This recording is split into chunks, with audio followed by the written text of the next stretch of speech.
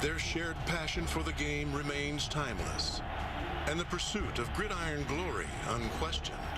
But their personalities are as different as night and day. Alabama imposes its will with brute force and an unflinching discipline. Auburn's success is rooted in the sleight of hand and a soaring spirit, thanks to the occasional wing and a prayer. A miracle in Jordan Hare! A miracle in Jordan Hare! Even in the most benign of times, this is a rivalry that is forged, much like the iron itself, in smoldering cauldrons, filled with emotion and intensity. But these are no ordinary days. For the first time ever, Alabama plays Auburn in a winner-take-all showdown. And to the victor go the spoils. A trip to the SEC championship game and the possibility of so much more. This is the 78th Iron Bowl.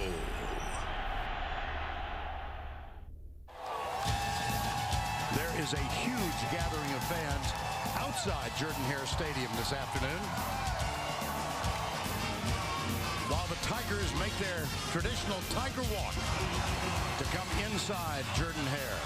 A small group of vocal Alabama fans here to cheer on the undefeated Crimson Tide and their head coach, Nick Saban. Inside Jordan-Hare, all the pageantry that makes life in the SEC so special, but this one this afternoon especially so. We welcome you to the Home Depot SEC on CBS. It's the 78th Iron Bowl featuring Alabama, number 1, and Auburn, number 4. Good afternoon, everybody. Vern Lundquist along with Gary Danielson here at Jordan-Hare. There's a couple in the stands today, JR and Carol Parrish, who attended their first Iron Bowl in 1951 when he was a freshman at Auburn. In the subsequent 62 years, they've been to most of them. They sent me a text earlier this week in which they insisted that because of all that is at stake today, this is the most important Iron Bowl ever played. That's good enough for me. Let's take a quick look at what is at stake today. First of all, for the first time ever, it's a winner-take-all game between these two. The winner will play in the SEC Championship next week against either Missouri or South Carolina. But in a broader fashion, take a look at the BCS standings released last Sunday. Alabama on top, Florida State, Ohio State next, and then Auburn, almost unbelievably, in the number 4 position. Gary Danielson, we've been listening to people all week long and talking about pressure. Who's got the biggest amount of pressure in this game? Well, it's different for both teams, and it may shift back and forth. And we love these pressurized games with high consequences, and obviously we got one. But I think it's going to start out with Alabama in this football game. When you're trying to go a three-peat for the national championship, you're going to have to go through Auburn, your rival. Yes, at the beginning of this football game, all the pressure starts with Alabama. But it shifts throughout the game because the Auburn team comes here loose. At the start of the game, they're all smiles. Their fans are saying, we survived. We've got another life. But, you know, late in this football game, if they look up at that clock and they have a chance to win, it may shift over to them. You know, we've had at least a 2-week buildup to this. I think we've heard and listened and seen so many different opinions about what the keys are to this game. You're the expert. You got the last word. I got the last chance to be wrong. Yeah. Okay, here we go. It is kind of fun, though, because in 2 weeks, you do all these interviews, you listen to everybody, talk to 10 experts, you get 20 opinions. They're all kind of right as you watch these things gone through. It could be anything in these type of games. It's why the coaches work so hard. But for me, I don't think you have to go searching too wide on this one. I think Auburn runs the ball great. Alabama stops the run. I'll go with that one as being the key to the game. But we do know, Vern, it usually finds the quarterbacks, and we've got 2 great ones in this game. A.J. McCarron is going to make a run at the Heisman. He's going to get 2 huge stages. If he wins today in the SEC Championship 2 weeks from now, 3 championships, states a big case, and he has to come through. The Auburn quarterback's a little different. A big challenge for this Alabama team. Nick Marshall is a tremendous athlete. He can beat him with his feet, and if the run game's going, he can beat him with his arm. We've got 2 great ones at quarterback. A crowd of about 90,000 now settling in. Well, settling in is perhaps not the right phrase. The passion emotion in this place is enormous. This is the 78th meeting between these two. The series started in 1892, but was suspended from 1907 till 1948. Now, Alabama has had its way. In the last 5 years, they've won 4. The teams did not play, as you see, from 08 to 47. And the last 4 winners here have won the BCS National Championship.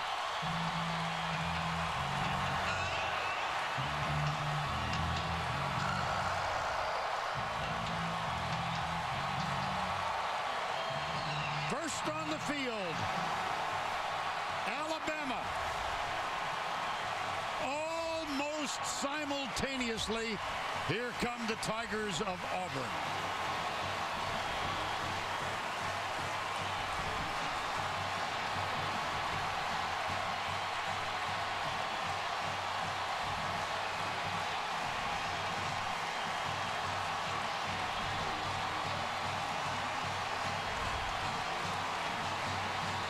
Let's go down to Tracy Wolfson with Nick Saban.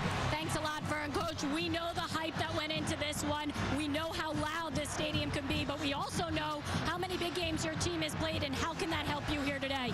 Well, you know, I think the big thing for our players, a lot of motion in this game. We got to stay focused on what we need to do to execute. Everybody do their job, play with discipline, be physical, play the way we play. I mean, and we got to do it for 60 minutes in the game. So that's what we got to do, and it's tough in this environment, but that's what we got to do. Thanks a lot. Appreciate it. Vern, back to you. All right, Tracy, thank you. Gus Malzahn, the first-year head coach at Auburn, declined an interview with Tracy Wolfson.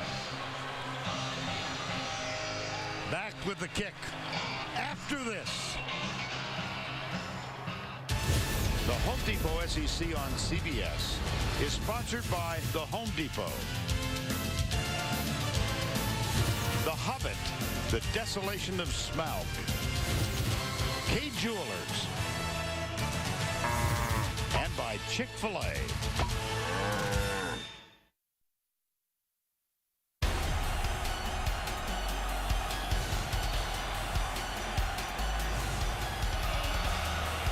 We welcome you back to Auburn, Alabama. The Alabama Crimson Tide won the toss, and they have elected to go on offense. It just could not be a more perfect day. A slight breeze out of the east, 55 degrees, and partly cloudy skies. Christian Jones, who opened the season with a 94-yard kickoff return against Virginia Tech. But the man who is kicking off for the Auburn Tigers is Cody Parkey. He leads the country in touchbacks, but this will not be one of them. It's Jones. And a positive way for Alabama to begin the game. Let's take a look at the Chick-fil-A starting lineups. A.J. McCarron, 36-2 as a starter. And he's got a great feeling for Auburn the last 2 years. 33 for 44, 7 touchdowns, no interceptions the last 2 times against Auburn.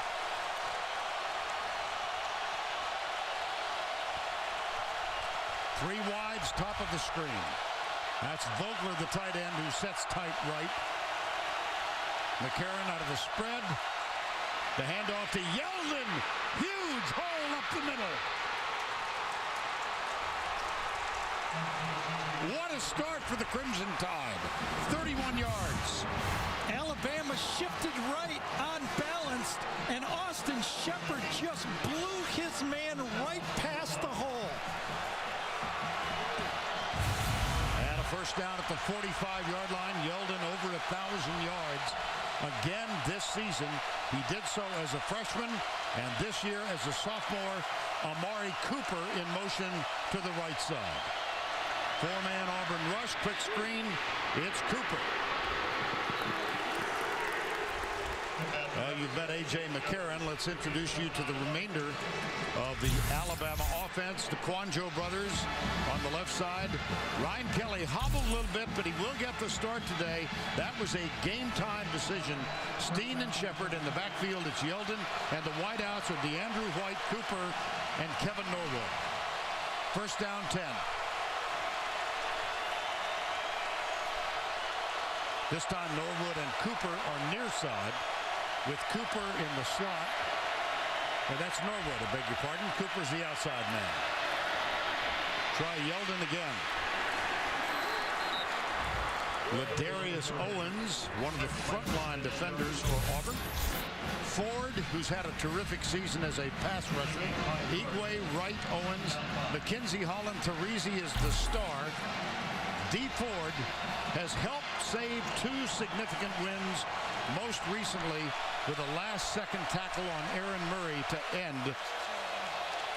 And Vern, it is Chad Lindsey that started the game, number 78 at center, instead of Ryan Kelly. Second down, 5. Yeldon slips the tackle inside the 30. Now let's go back to the studio for this Ford update. Here is Tim Bradley. Vern, Gary, number 3 in peril. It's 42-41 after a touchdown. Brady Hoke decides to go for 2. Devin Gardner is picked off by Tyvis Powell. Ohio State hangs on by the scantest of margins. There will be some debate, however, if they are that other team that's undefeated playing for the national championship. Back to you. They're down 2. Jalston Fowler is tight to Vogler on the left side. Yeldon, the only running back. He gets it, comes left. Good penetration. Driven down. Yes. It's Jake Holland and Robinson Teresi. 4th down.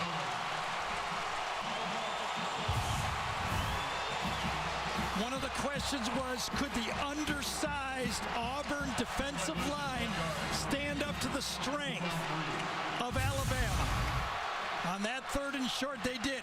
Remember, Vern, in the LSU game, LSU stopped them twice on 3rd and short, forced Nick Saban to do a fake punt. They've had trouble 3rd and short. Cade Foster for the season, 11 of 12. This is from 44, McCarron the holder. That's going to go left.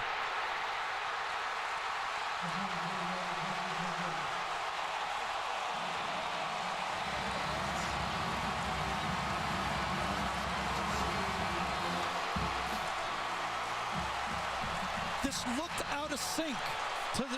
I was looking into the interior of the line, but I don't know if Cade Foster. He looked like he was leaning forward and a little bit off balance and then just hooked it. See how he's leaning? Just looked like he was anticipating the snap before it happened. Got out in front of himself and pulled it.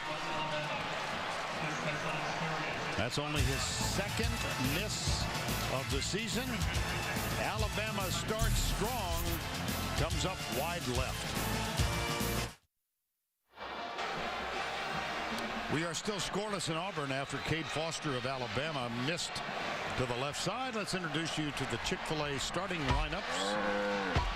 And the quarterback for the Auburn Tigers, Nick Marshall.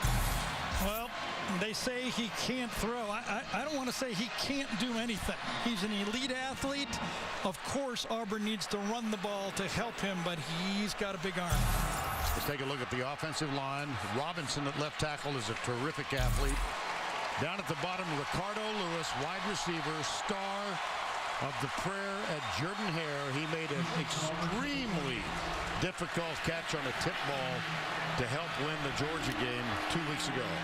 Here's Marshall. Sweep right. Corey Grant, surprise starter. He gets the start in place of Trey Mason. And he picks up 14. The tackle made by Clinton Dix. Jay Prosh got another good block on the edge. If you want to watch a guy that has to come through and probably will come through, it'll be number 35. And now Trey Mason is on the field. Hand off to Mason. C.J. Mosley, number 32, was up high. Quick start for Auburn. Yeah, I couldn't quite get it. Alabama was very confused right even prior to the snap. They were still switching players, never got set, and never got their defense set to stop the speed sweep. Gain of 3, 2nd and 7, just over the 45-yard line. Mason is alongside Marshall. This time the give is up the middle. It'll be 3rd down. Defensively, this team very strong against the run, so it's strength on strength. Down at the bottom, Landon Collins replaced an injured Vinny Sunseri, and he and HaHa Clinton-Dix, who had to sit out a 2-game suspension, are 2 of the best tackling safeties in college football. 3rd down, 4. And for Auburn, you don't know if it's a run down or a pass down. Right. Take the reverse. Marshall chased. Lets it go deep, wide open, incomplete. Guess who? Ricardo Lewis. Now the pass was a little to the right. A little to the right. He was open by 15 yards on the play. A complete bust by the Alabama defense. Watch this. HaHa Clinton-Dix was back there. Let him run right by him. Nobody on the field. HaHa Clinton, or is that Cyrus Jones? It was Cyrus Jones, excuse me. Cyrus Jones is turning around and trying to figure out what to do. It's like Alabama has never seen this offense before, and you wonder if their quarterback on defense, Vinny Sunseri, isn't already missed. Here's the punt from Stephen Clark. And that's a rarity. Touchback. I've never seen Alabama bust on a play-action pass that bad. Wow. It was the freshman Cyrus Jones. Ricardo Lewis. This was at the end of the play. Catchable. Tough, but catchable. And Marshall in a state of disbelief.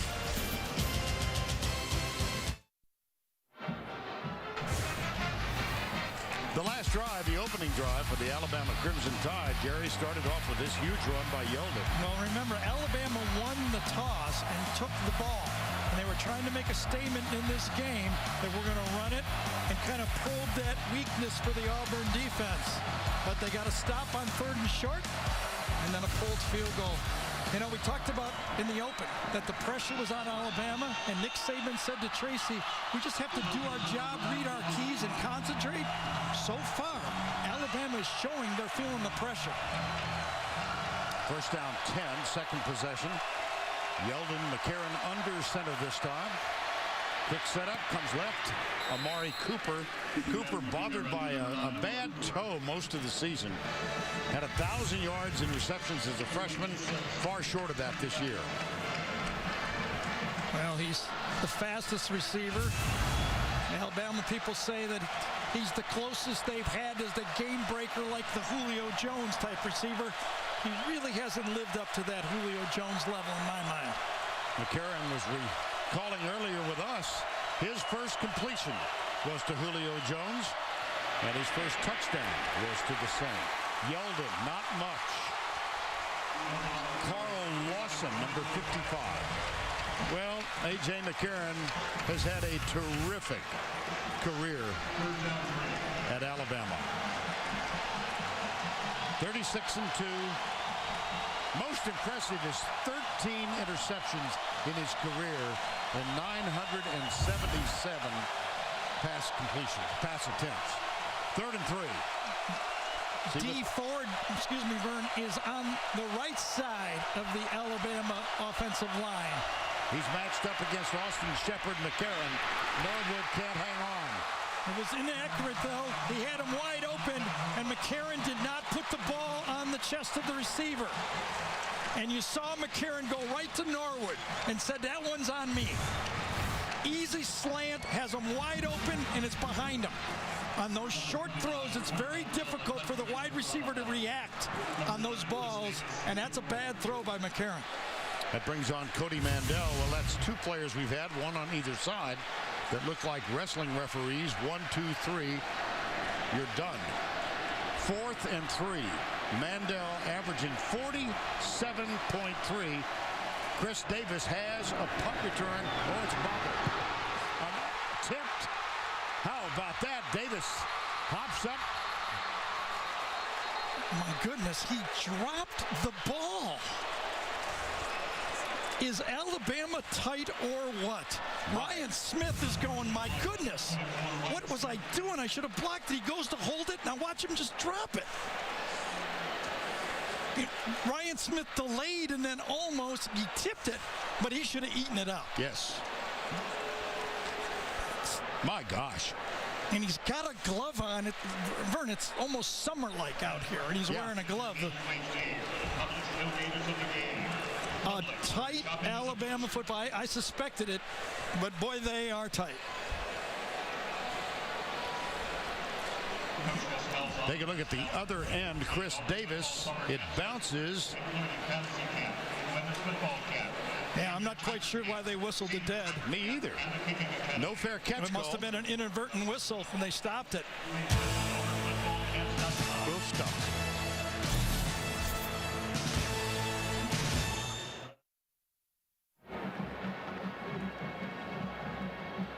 .8:31 to go in the first, and let's, Gary, take another look at that punt. For the second time in this game, Alabama has dodged a huge play. Ryan Smith actually hits the ball before Cody Mandale's foot hits the ball. Unbelievable that he even got that away. Now watch the receiver here. See if there was a fair catch signal before he waved it off, and that's why it was whistled. Punt goes. I don't see any fair catch at all. I think that was just a missed call in the backfield there. Yep. It was ruled a fair catch by the officiating. He was blocking the sun. He's looking right into the sun on the play, had his hand up to shield his eyes, and that's why the official blew the whistle. First down 10, Auburn. From their own 34.5-yard line. Trey Mason is the running back. And C.J. Uzomah, for the moment, now he goes in motion, number 81. Marshall keeps it around the left side. Flag is thrown. They're tricky, aren't they? They're tricky, but you're also you see the 4-4 speed of how Marshall can get outside the Alabama defense. Offense 81, 10-yard penalty, repeat first down. With a little help of a hold. Yes, Uzomah, the tight end / wide receiver. No one in college football will be more aggressive in changing their defense when Auburn goes in motion. They do not want to get outflanked. And talking to Nick Friday night, he knows this Gus Malzahn offense, if you just stand there, he'll outflank you. He believes you have to be multiple when they go in motion and shift right with them. After the holding call, it's first down 18 from the 25.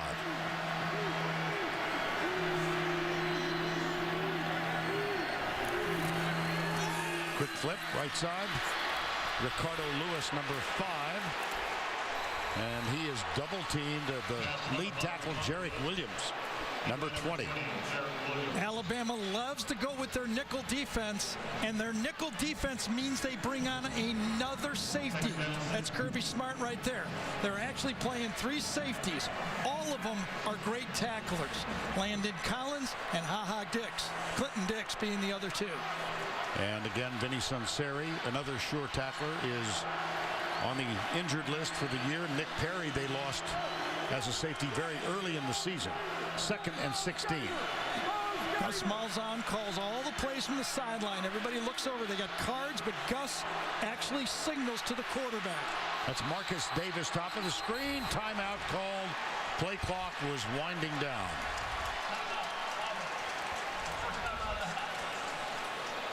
Of course, these two teams have faced each other a lot when Gus was the offensive coordinator against Kirby Smart, the defensive coordinator.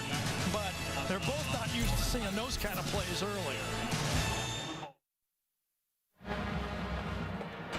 Back at Jordan-Hare, and let's go back to that fair catch or whatever it was. Steve Shaw, director of officials for the SEC, called our truck and said when Chris Davis yelled "get away" and made the lateral movement, that equals a fair catch. And the whistle blows, and there you have it. Now it's time to take a look at our Home Depot tools for success. Well, here, look at what Auburn does with their offense that gives everyone problems. I call it a form of the triple option because it all looks the same. Watch these 3 plays. They start out exactly the same. The first phase is the dive play, this time to Trey Mason. Again, same start. The second phase, obviously, fake it to Trey Mason, keep Nick Marshall. The third phase, a little different wrinkle. Start again, same fake mesh, pull it out, and throw it the long pitch. Same look, same start, and the master's been running this offense since high school. He knows how to dial it up. 14 years as a high school coach in Arkansas. 14 years. There you go. And it's Corey Grant in trouble as Landon Collins, the sophomore, made the tackle. It's one of the challenges when you play Alabama. They are the best back 7 tackling defense in college football. Their corners and their safeties tackle better than anybody on tape. Now, coming up like that, you know there'll be another play action pass soon. Well, we've got a 3rd and 18. Last time we were here late in the game, there was a 4th and 18, just about this same spot. That one led to a deflected touchdown in the hands of Ricardo Lewis. This early in the game, the consequences not quite as severe. Oh, they just did they get it away, or did they have to Gus call timeout again? That's 2. Interesting timeout to use both of them. It's not a likely, this part of the field is putting a lot of pressure on Nick Marshall, who doesn't have a lot of experience on 3rd and very long. I think maybe discretion would be a better call here and punt the ball. Time has been taken. 6:23 to go. Opening quarter. We'll step aside.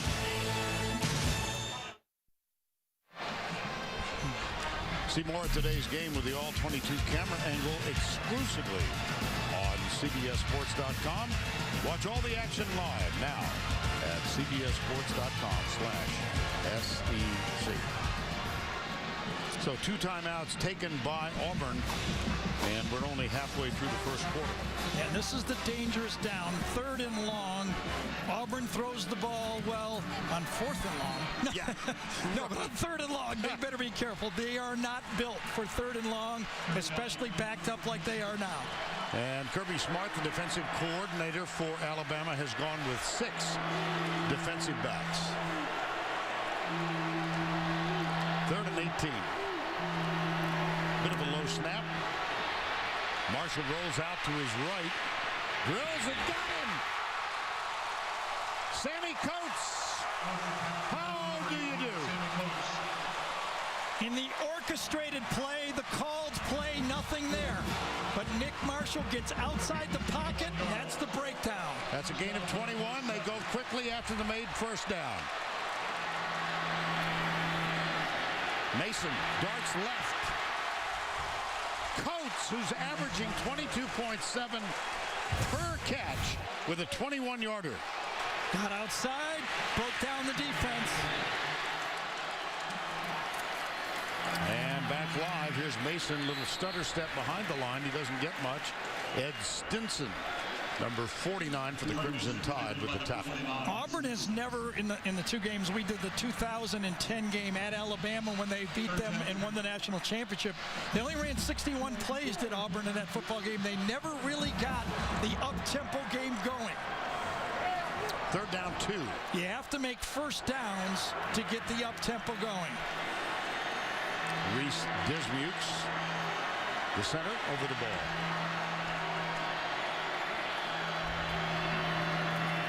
Marshall, big hole. Collins chases him and can't catch him. And Nick Marshall has scored the first touchdown of the ball game. 45 yards.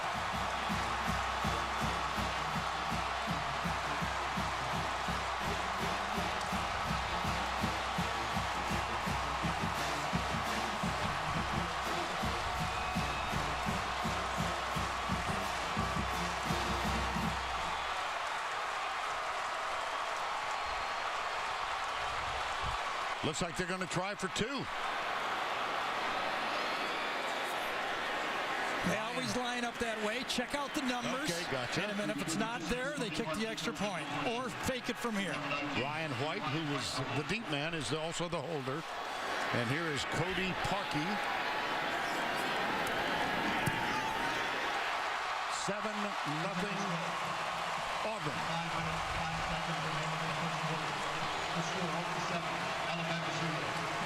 So what happened on this play? Trey Mason is being read by C.J. Mosley on the play.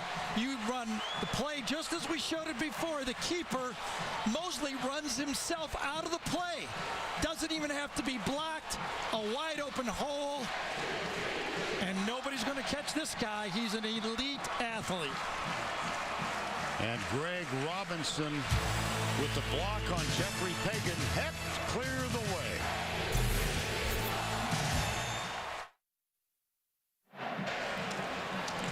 Marshall with a 45-yard run over left tackle. Let's take a look from the Chick-fil-A action cam. Well, besides Fool and Mosley, understand that Corzine right here and Robinson have the 2 defenders in a combo block. Because Mosley gets fooled, they can push Pagan out a little farther, and then Robinson finishes it off. A little bit of deception, a little bit of hesitation, and a lot of speed. Now Nick Marshall in his first year as a starter. Think about this. A year ago when A.J. McCarron was leading Alabama to a 49-0 win, Nick Marshall had concluded his 1 season as the quarterback at Garden City Community College. Here's the end zone. Marshall's last game at Garden City was a 56-7 loss to Butler Community College. He has traveled a circuitous route to this spot. You know, Vern, it's a tough start for Alabama. Just think about this. Poor substitutions on that first series by Alabama. A missed field goal. A blown coverage that should have been a touchdown. They almost dropped the punt. It could have been a disaster. And then a right up the gut touchdown. Holy cow. Yes. First down 10, McCarron out to 25.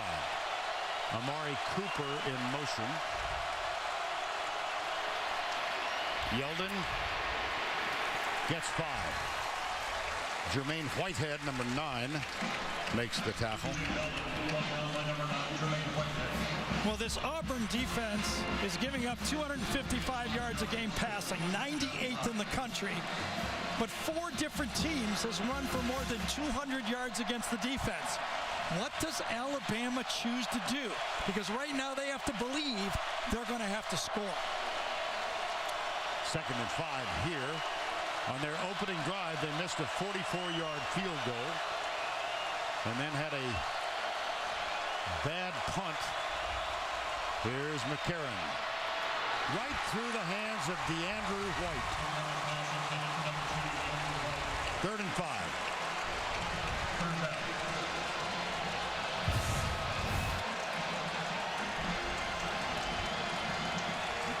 Again, just a bit high. A little bit. Not comfortable. A tight football team. I'm going to say it over and over again. Alabama has to weather this storm. Get comfortable in the game. They're not there yet. 3rd and 5.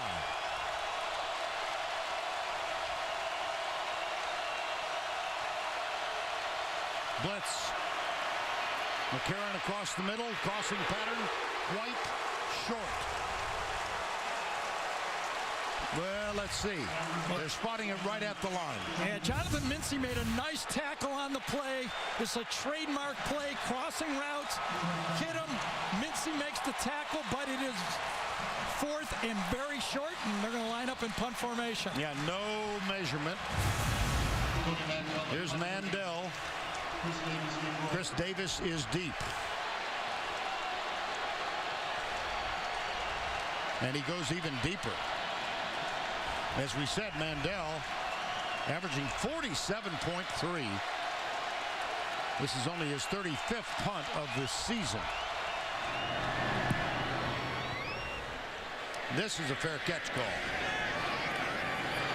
And it's taken in the sun at the 15. Doubleheader tomorrow. The NFL today on CBS. League game early. New England at Houston. There are 3 others in the early spot. And then Jim and Phil have made the short trip from Dallas to Kansas City. Denver and the Chiefs tomorrow. It all begins with the NFL today, presented by Southwest Airlines at 12 noon tomorrow. 7-0 Auburn here on the 45-yard touchdown run of Nick Marshall. As I think many of you know, began his career as a defensive back at Georgia, dismissed from the team, took the JC route at Garden City. Mason.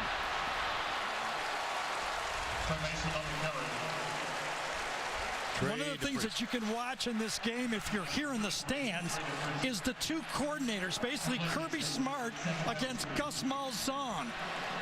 You get the head coach calling plays for one side and the defensive coordinator for the other. Fumble. Marshall recovered his own drop ball.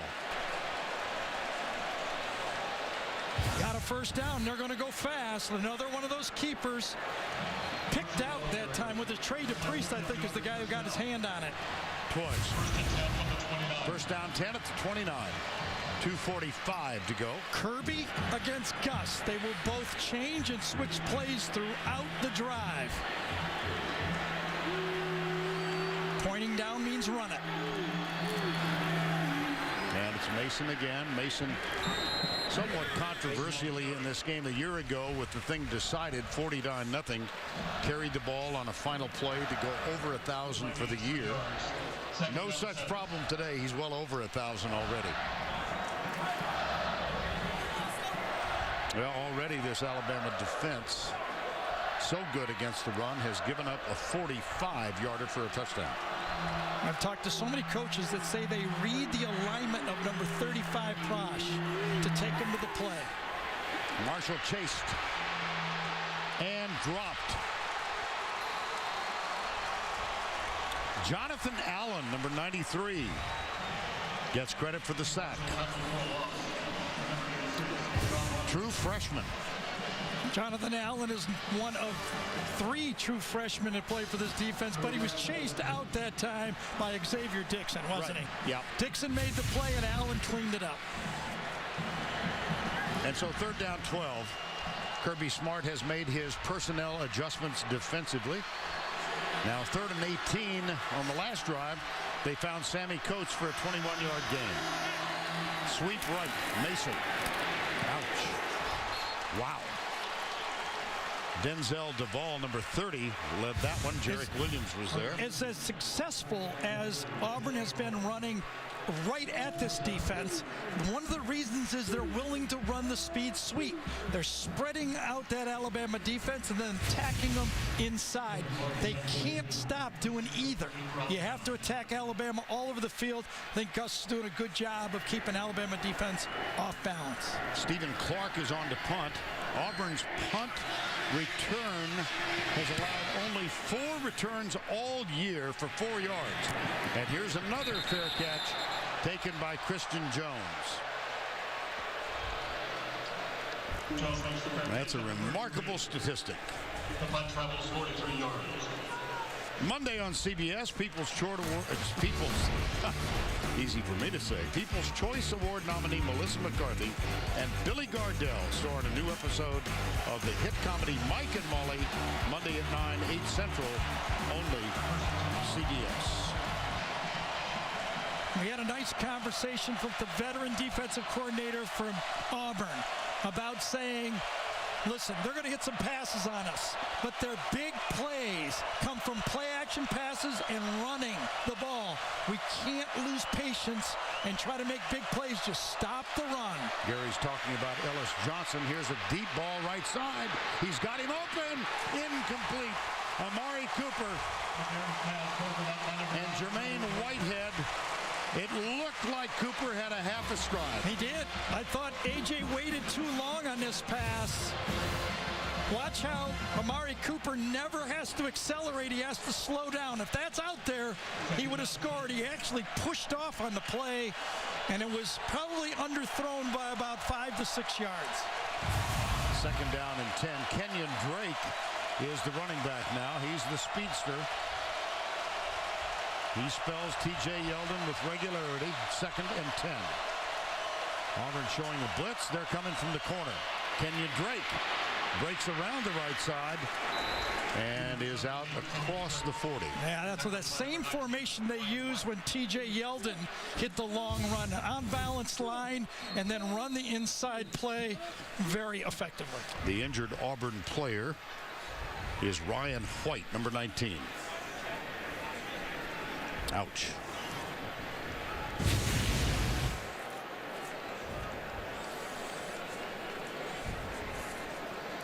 Looked like he made contact with that right shoulder. Another look at it. Oh, perhaps a knee hit his head. Yeah, I think his left knee got him right in the back of the head, didn't it?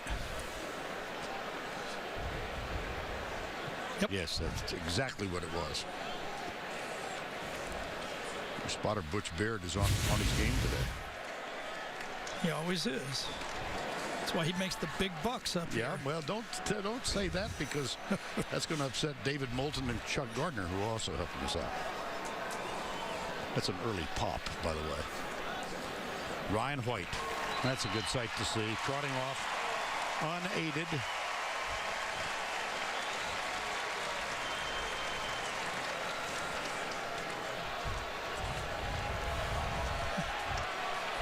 First and 10.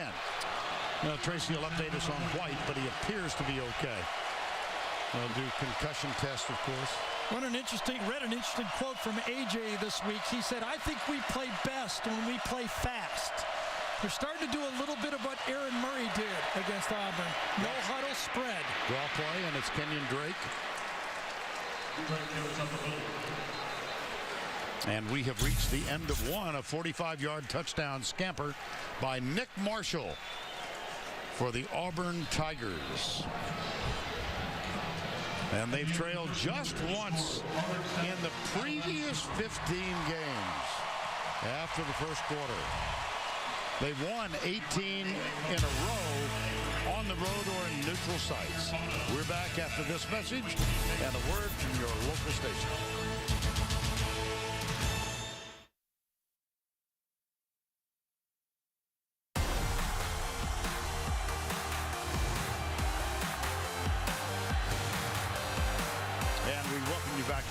Stadium, Auburn, Alabama.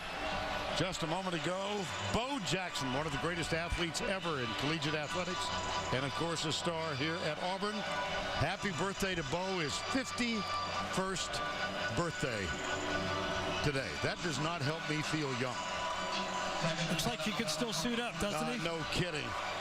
Oh, he was something. We begin the second down and 1. McCarron. And he's got Kenyon Drake in the backfield, 2 wides to the right side. They'll feed Kenyon Drake, big hole up the middle, and that is another Alabama first down. I just think we should go back to the beginning of the program.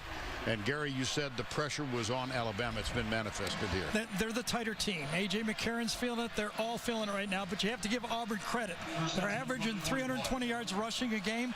They're 80 in the first quarter. That's right on target. And Nick Marshall made the play in the pocket on 3rd and long. And then he made the play with the option.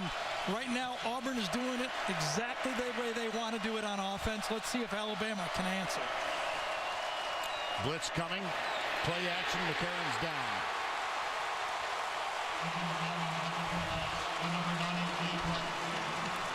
Gabe Wright came right up the gut on him that time. It was a blitz.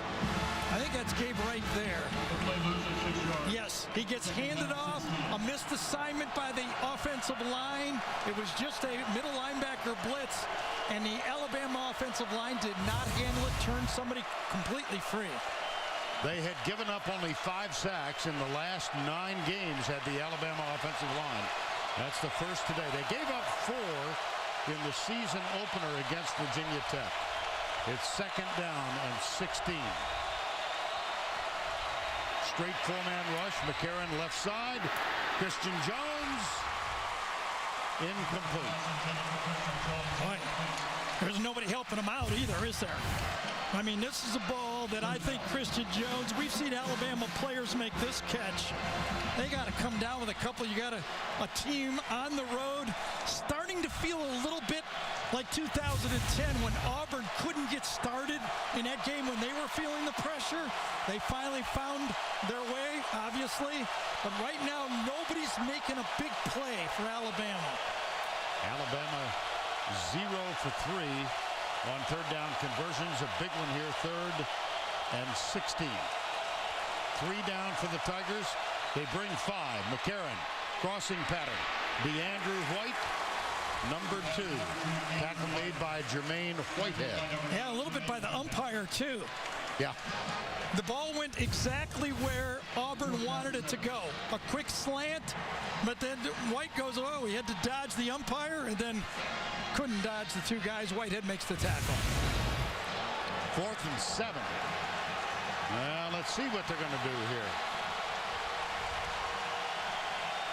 Boy, I'm surprised at this. Me too. McCarron is still on the field. 4th down and 7. I bet they just let the clock run out, don't you think? Well, they took a timeout. They're still thinking about going for this.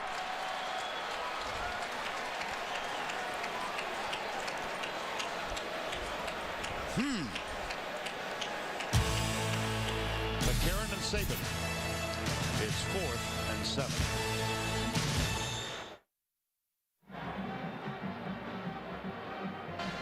We welcome you back. The conversation continues. And early miscues. Yeah, just, obviously the missed field goal when they had the good drive on the first drive. Dropping the ball, something hard to believe. He was fortunate enough even to get it off because Ryan Smith touched it before the punter did. And McCarron just a bit off. Not playing like A.J. usually does. Behind, a little high, a little late.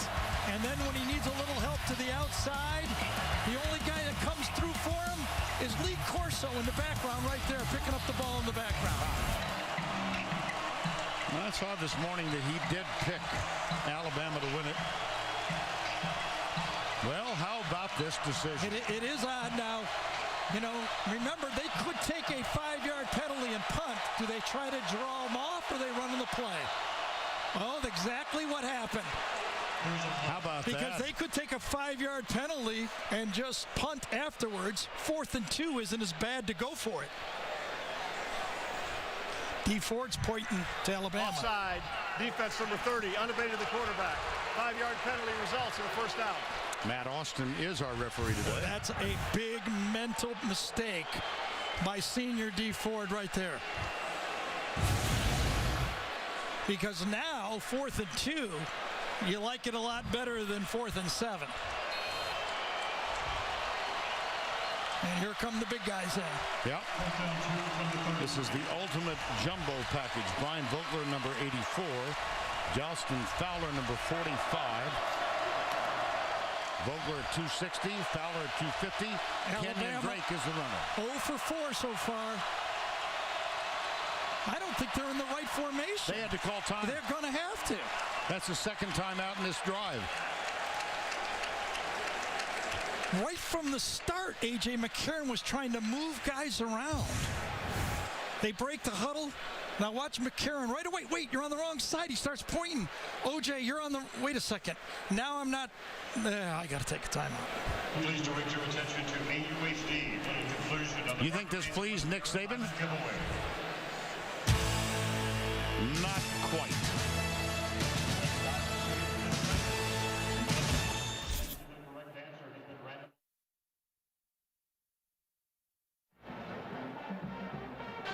We welcome you back to Auburn 7-0 here. Let's take a look at that penalty a moment ago. Well, it seemed to be induced. Yeah, well, look what's happening earlier. Auburn is starting to get a read on new center Chad Lindsey. He dips his head, lifts it up, and snaps it. Auburn is getting the tempo of that and trying to anticipate. But on this one, he lifts it and doesn't snap it. That's why I'm not so sure Alabama was even going to go for it. I think they were trying to pull him off and then go for it if it ended up being 4th and 2. He is in the starting lineup because of the injury to Ryan Kelly. And on 4th and 2, they will go Kenyon Drake. That's Norwood in motion, number 83. O.J. Howard tight to the right side. McCarron lobs it to O.J. Howard. He's going to become a huge force in Alabama football. That's a gain of 11. Well, good job by Kenyon Drake to get the block, get one-on-one to the backside with Ryan Smith. And you have to say, Auburn burned 2 timeouts in their scoring drive. Alabama burns 2 timeouts. 2 timeouts, 7 points. It'll be a good trade. Vogler way out to the top of the screen, wide left. 1st and 10. Alabama trailing by 7. McCarron settles for the safety valve. That's Howard again, and he plunges toward the first down marker. Chris Frost, number 17, made the tackle. That's a gain of 11 again. Well, there was pressure earlier in this game, but when A.J. McCarron eventually finds his balance point, he's pretty good. He's been through everything. I can only think of him having a couple of rough outings. Obviously that 9-6 game in 2011, the first half of the A&M game when they lost to Manziel in 2012. And despite the victory at Mississippi State, he threw 2 interceptions a couple of weeks ago. Very unusual. Here's Drake. Gets a block for Fowler and is stopped near the 3. And let's get an update from Tracy Wolfson. Well, guys, actually, TJ Yeldon running on the field now, but he has been in and out of this game the whole time. He was really standing off to the side for a while there. This is the first time we've seen him go in a while. It was that big run early on that might have re-aggravated that right ankle that kept him out of last week's game, but not getting that much work, and that might be keeping him out of this one, guys. Okay, Trace. Got it well taped, I'll tell you that. Yeah. Fowler is the lead blocker here in the fullback row. Yeldon, number 4, is the deep back. That's Vogler in motion. 2nd and goal. Play action. McCarron lobs it. Caught. Fowler. Touchdown. That's Justin Fowler's 7th catch of the season. 5 touchdowns. That's a pretty good efficiency rating. Well, everybody's got this play, and even if you know it's coming, it's still difficult to stop. You run right at him, and then you slip the fullback out to the outside, and that's a tough chase down for Casanova McKenzie. Cade Foster is on for the extra point try. McCarron will hold, and a freshman, Cole Matza, is the snapper. We're tied. That's an 11-play drive, 67 yards.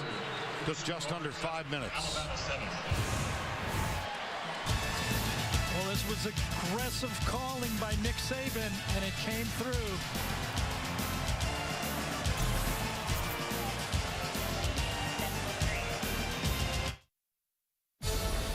This is Tim Rando in New York with his Heisman Watch presented by Nissan. After an indifferent start for Jimbo Fisher, Jameis Winston finally caught fire against Florida. 19 of 31, 327, 3 touchdowns, all to Kelvin Benjamin as they roll Florida.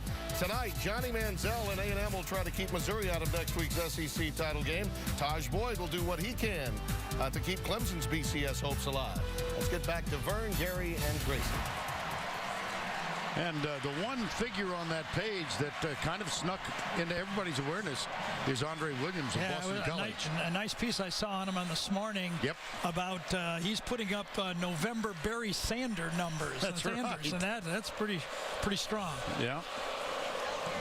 Cade Foster will kick off. Would be nice to, I know it's all sold, would be nice to set a rule that you can't talk about the Heisman until November at least. Wouldn't that be nice? Yes, it would. Yes, it Kind of would. shakes out a little bit by November. Foster kicks it. Trey Mason bobbles it. Picks it up at the 7. And he gets out near the 20-yard line. Mason returned from the 2.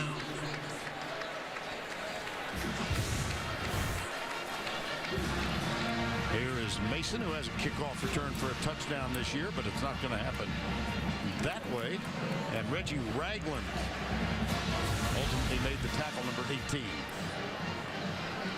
The Auburn folks told us one of the things they felt in watching every game tape of Alabama, by the way, they watched every game, is that people gave up on the run too early versus Alabama. Didn't they? I mean, and they are committed, of course, that's the strength of their team, to hanging with the run. We will throw if we can run.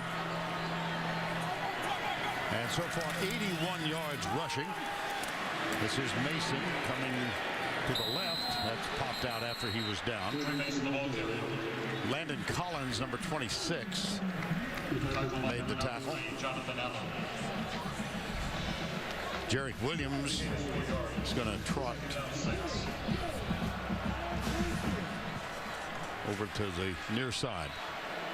85 yards now for Auburn. They average 320, as Gary's pointed out, and Alabama yields only 91 per game. Uzuma comes in to provide blocking help. Marshall keeps it this time. Wow. Well defended. Xavier Dixon was there to plug the gap. Well defended. Looked like a bit of a busted play perhaps to the outside. Jeffrey Pagan does a nice job of running it out to the sideline and then cleaned up. Defending the perimeter. That is one of the big storylines that both coaching staffs told us. Both of them said the same thing. We got to stop the wide game. 3rd and 8. Quan Bray, number 4, top of the screen.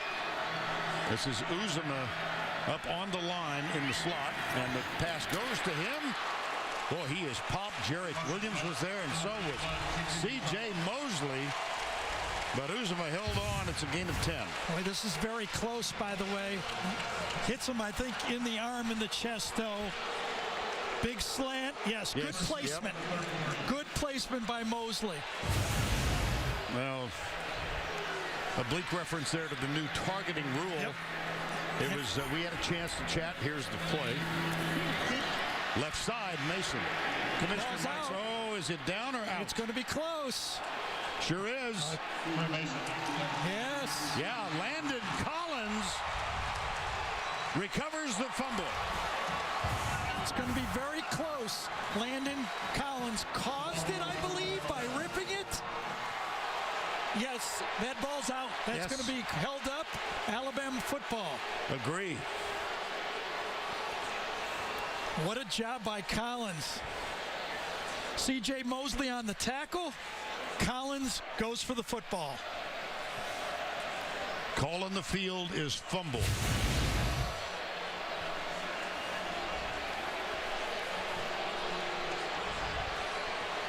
So it is being reviewed upstairs.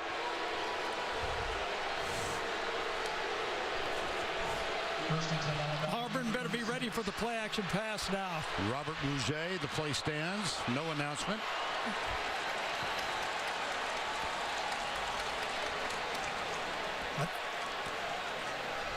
Officials were signaling a timeout. I wonder if Malzahn called I think one. he did. Call timeout. He wanted to challenge for the review, yeah.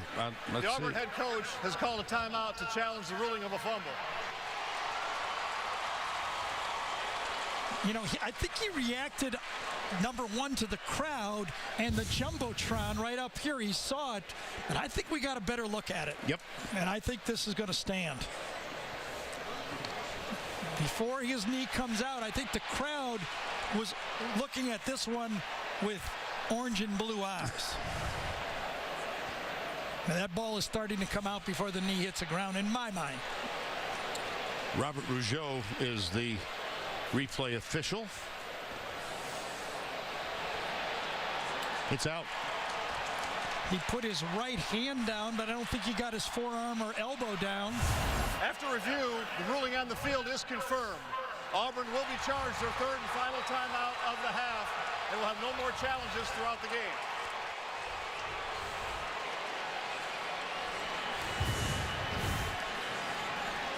Landon Collins, elite recruit 2 years ago, a 5-star #1 recruit in the country, runs a 4.440, and listen to this, a 43-inch vertical jump. That's how strong of an athlete he is. Saw the note, when Alabama wins the turnover battle since 2008, they are undefeated, 47-0. Tie game 7-7, 9:09 to go in the first half. Now Yeldon is back on the field, the running back. McCarron, good downfield coverage. He finds the safety valve, that is Yeldon. Yeldon, who has just made his 17th catch of the year. This is how you have veteran quarterback, and you've earned the trust of your Alabama coaching staff when they call a pass on first down, and you're looking for the big play. But if it's not there, just give me the check down. Then you know what will happen? You'll get another one of those first down calls. He's earned that trust. Norwood and Cooper, top of the screen.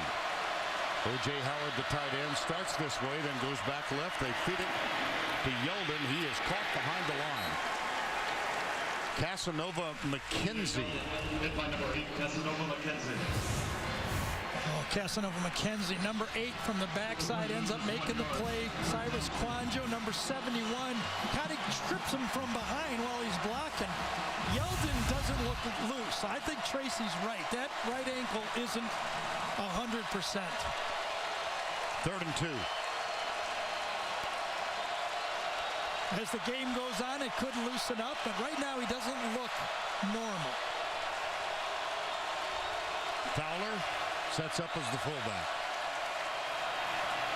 Yeldon to the 20. First down.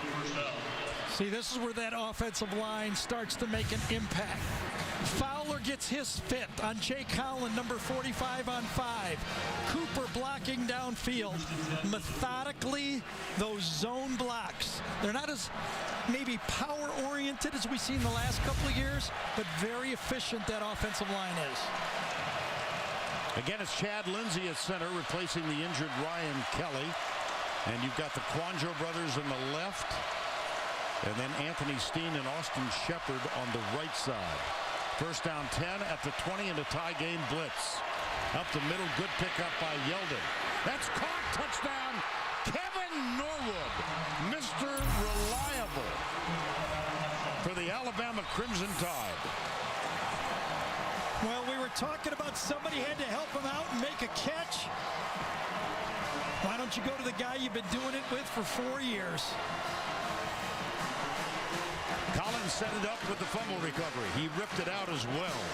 And by the way, Vern, T.J. Yeldon had a great block to give A.J. McCarron the time to throw the ball. Cade Foster on for the extra point.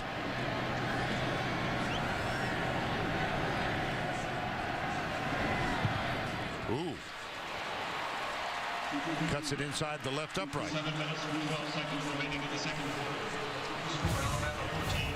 Well, Norwood's right here. He's going to get it right down the hash. It's almost 4 vertical, what they call it. You're reading the free safety, throwing off him. He comes up, he knows. At that point, A.J. McCarron says, I got no safety in the middle of the field. I can lob it high. And this time, his receiver makes the play. Started with the fumble, though. And here's the fumble recovery caused by Collins, recovered by Collins, and A.J. McCarron with his 74th career touchdown pass.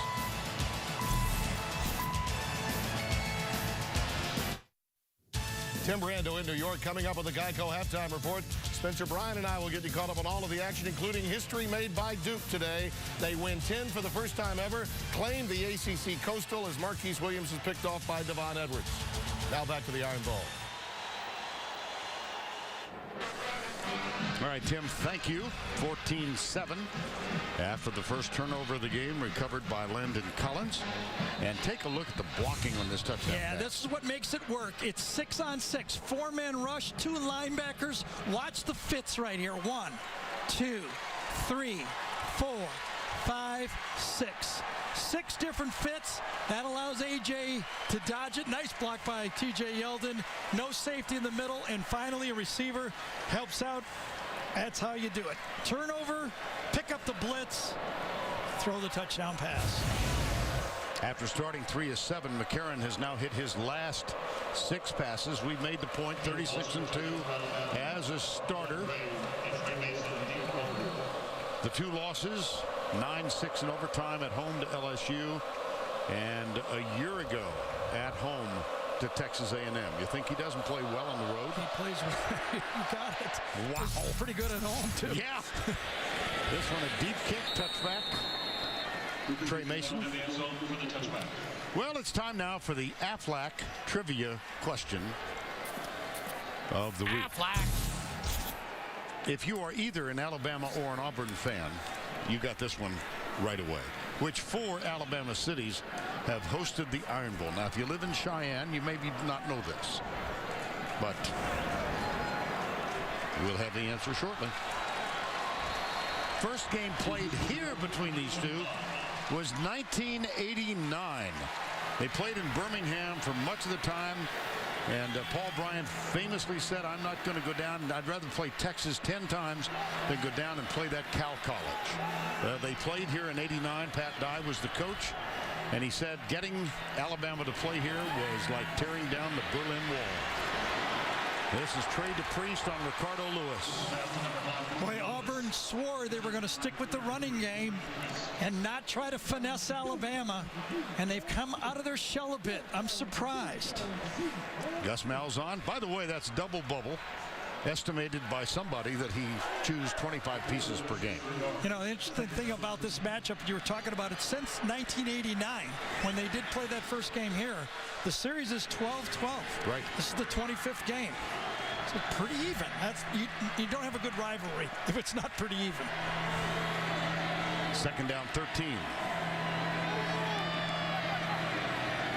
Play action, Marshall. Deep down the middle.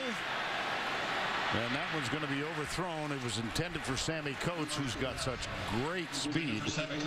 Made a big one earlier. Ha-ha, Clinton Dix defending. 3rd and 13. One of the things I've talked about, if you're going to beat Alabama, they're the champs. It's like a heavyweight champ. You have to be able to take a punch and punch back. Now, Auburn started out. Alabama was the tighter team. Now, Auburn has taken the punch. We're going to see if they can punch back now. It's 3rd and 13. They are 3 of 5, I beg your pardon, on 3rd down conversions. 4 down, they bring 5. Stunts, Marshall, ankle tackle for a loss. Adrian Hubbard, number 42, made the tackle. Well, in 2012, Auburn gave up 37 sacks. This year, they're doing well. They're 3rd in the SEC with fewest sacks. But they've always been running the ball. Now they've got into a game here where they're trying to finesse Alabama with those first down passes, getting in 3rd and long, and not being able to hold up.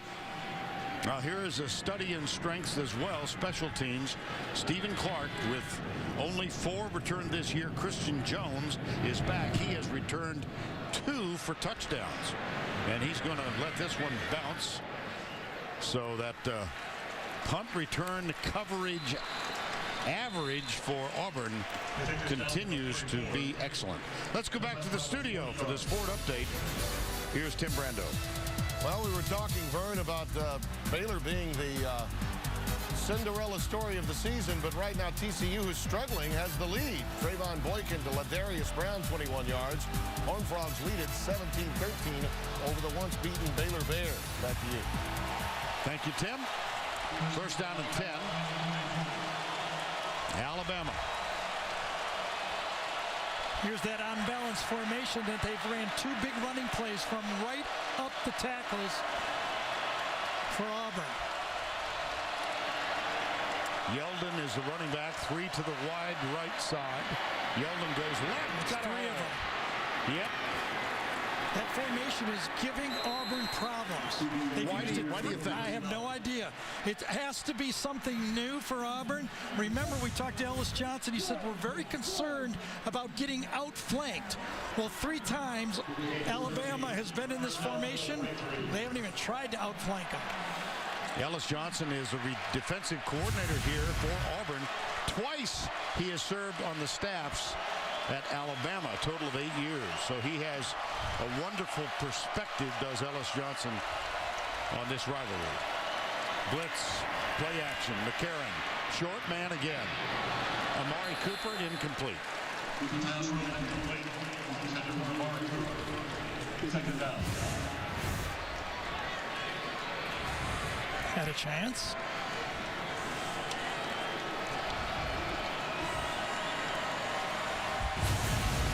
Second and 10. Well, let's see if D. Ford can make up for his other mistake early jumping off sides. I'm still not sure Alabama would have gone for that 4th and 7. He has not made an impact in this game yet, except for his penalty. D. Ford has 8 sacks, leads the Auburn Tigers, number 30. Lined up against Austin Shepard. Shepard, that's tipped, and it's caught by Norwood. Now he's loose inside the 30. I'll be darned. We talk, and I bet AJ has a smile because he said when we were visiting with him a few weeks ago, he said somehow the ball always finds Kevin Norwood. Yeah. And here, the ball found him again, just out of the fingertips of Chris Frost. It's a huge series for the Auburn football team. Remember, Alabama won the toss, elected to receive, which means Auburn gets the ball to start the second half. 1st and 10 after Kevin Norwood's catch. Kenny Bell is on the field for the first time. He's a speedster, number 7. They run the reverse with Amari Cooper. O.J. Howard with a huge block, and Cooper diving for the end zone. Did he get in? They're calling it a touchdown. They said he's the most skilled they've had since Julio Jones, but his foot, I think his hand might have come out of bounds before the ball. Watch his left hand go out of bounds and touch the ground. Where's the football? Ooh. It's going to be, if it's not a touchdown, it's going to be inches short. What an athletic move, huh? Unbelievable. The previous ruling of a touchdown is under further review. If it's not a touchdown, it's going to be 2-3 inches. Look at this move. Foot's inbound, that's for sure. Hand goes down. Is the ball across the plane? If not, it's inches away. All it's got to do is break that front edge. And remember, we don't have a camera right now down this line with this long run. Let's see if we got one down the line now at the same time. There it is. Hand down. Right there. Ball looks to me like it's touching it to me. I think so, too. I think that's a touchdown. Yep. Front edge of the football needs to break the plane. That's all you got to do. All it needs to do, exactly. Yep. And there's the ball, and it's almost simultaneous. Boy, that's like Kentucky Derby, isn't it? Yes. A nose.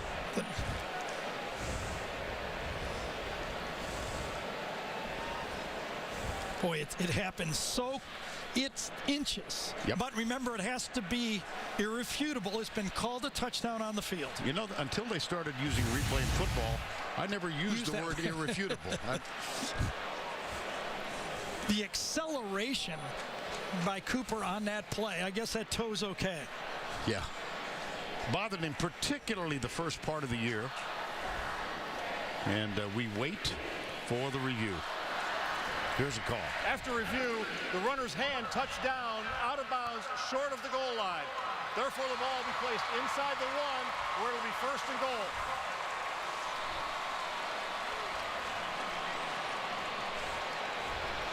Look down the line. Again. Well, it's close. We will say that. Yeah. It's Thanksgiving. Let's be nice to everybody, right? You had 24 at your house. 1st and goal. Yeldon is the running back. Vogler will lead the way. Yeldon, touchdown, Alabama.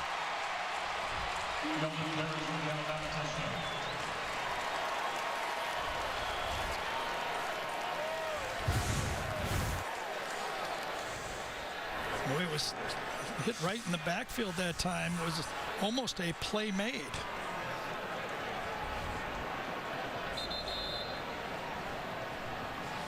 And they are reviewing yet again to see the call was a touchdown.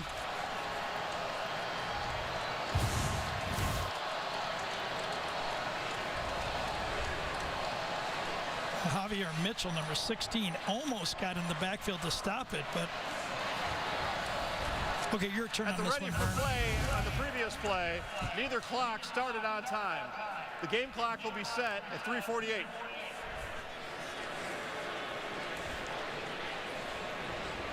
So they apparently were not reviewing it. It was a matter of clocks working or not working. Touchdown. And Cade Foster out of McCarron's hold for the extra point. And you got to give Alabama offensive coordinator Doug Nussmeier a real kudos on that play sequence. Gave Auburn a little bit of everything. Remember the unbalanced line? He gashed him. Passing play, a tip ball was key. How ironic is that? And then the speed and athleticism of Cooper. Well, let's take another look at Amari Cooper on that end around. He gets that big block from Howard. There's Quanjo diving. It was called a touchdown. It was overruled. It was inconsequential, as it turns out. Touchdown, Alabama. Thursday on CBS, the Victoria's Secret models reveal all. To Robin Williams in a sexy new Crazy Ones. Thursday at 9, 8 Central only. CBS. You want to talk about sexy. Cue the duck. And the Aflac Trivia answer, which 4 Alabama cities have hosted the Iron Bowl. Here you go. Auburn, Birmingham, Montgomery, about an hour away from Auburn, and Tuscaloosa. The first game played in Tuscaloosa was in 2000. And that was a 9-0 Auburn victory. Another good question. Bear Bryant's won 19 of these things. Did. Chuck Jordan, for whom this field is named in part, was second in wins, 9. Who was number 3? He's here today. Oh, well, I know the answer. Tommy Tuberville. Yeah, well, there's That's no right. prize at the end of this. Okay. Tuberville won 7 out of 10 as the coach of Auburn. I knew it. That's all. 6 in a row. Trey Mason with the return out near the 18-yard line. Remember we said the matchup of the game, in my mind, what my guess of the key to the game was, who will impose their dominance? Will it be the run game for Auburn or the run stopping game for Alabama? Look at that second quarter.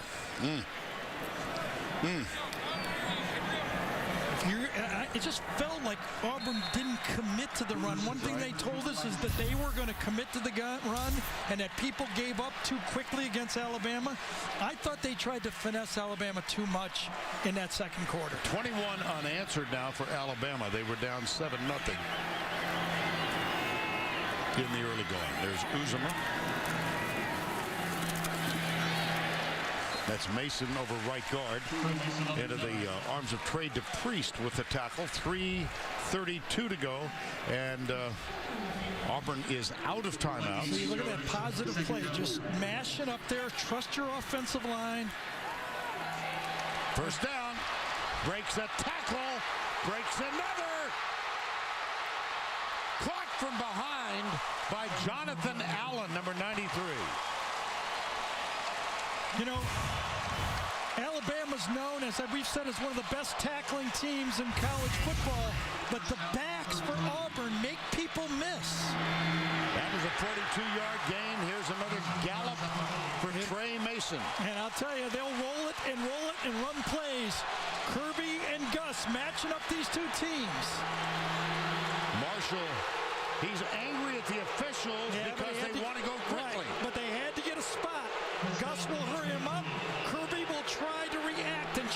defense. See Malzahn on the right, but they hadn't moved the chains yet. They hand it off to Mason for the third time. And he'll go fast again because he got more than 5 yards on that play. Watch him start. He'll start to point and roll it. He gained 6 yards. Gus Malzahn, second down 4. 2:25 to go first half. Mason again.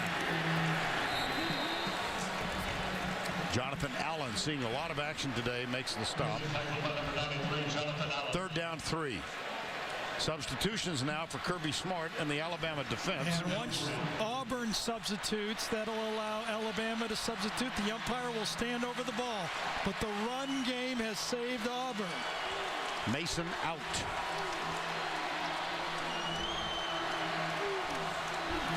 Cameron Artis Payne seeing action. Here's Marshall. Directs his blockers. That should be a touchdown. It is.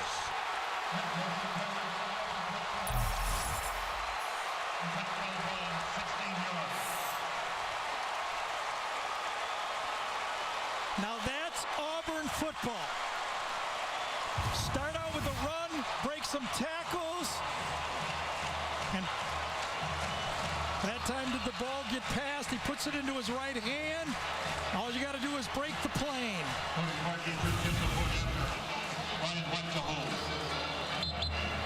New holder for Auburn, Stephen Clark. They're going to review the play.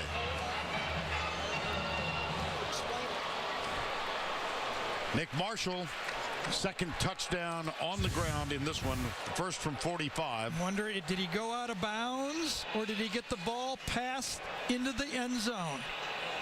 Certainly his feet are in bounds. Yes. Now did the football get inside? Remember, there's an imaginary line that runs up the field.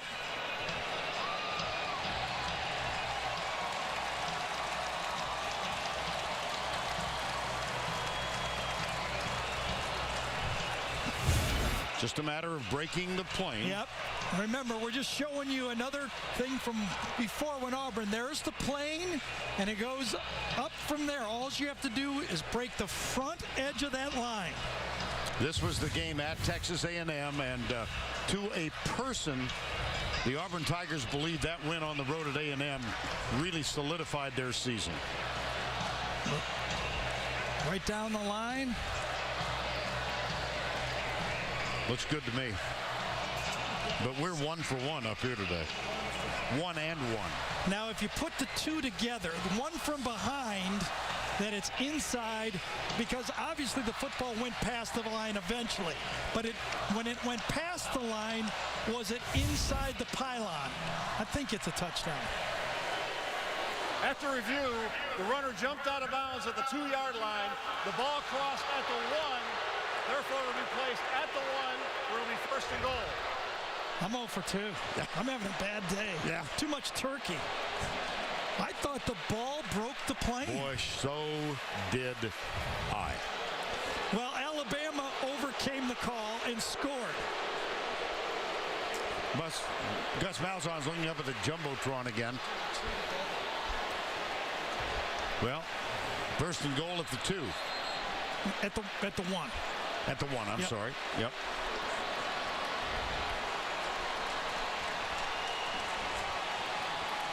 Reese Dismukes over the ball. His brother Jonah played for Gene Stallings and Mike DuBose at Alabama.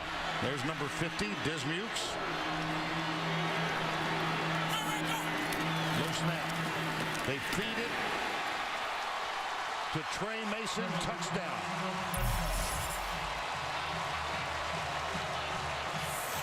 So both calls proved to be inconsequential. Right. That's about as two of the closest ones that I've seen. How about Trey Mason on that drive? Breaking tackles, his big run, and then he finishes it off. I guess. Maybe. That's somehow. the dressing to go with the turkey. Yes. Well, recall that Ryan White, normally the holder, here's Pagan, being helped off the field defensively for Alabama. And we were mentioning injuries. Ryan White was kneed in the head earlier in the ball game. He is normally the holder for Auburn, and Stephen Clark has taken his place. There's Trey Mason. Dad is a rap star. How about this, Vern? Auburn went into this quarter on their average with 81 yards rushing in the quarter. Right. On this drive, they rushed for 81 yards. So they're right on their average again. And I thought the number was right around 200 was the number that Auburn had to get to make this a game. Well, they're at 162. Yep.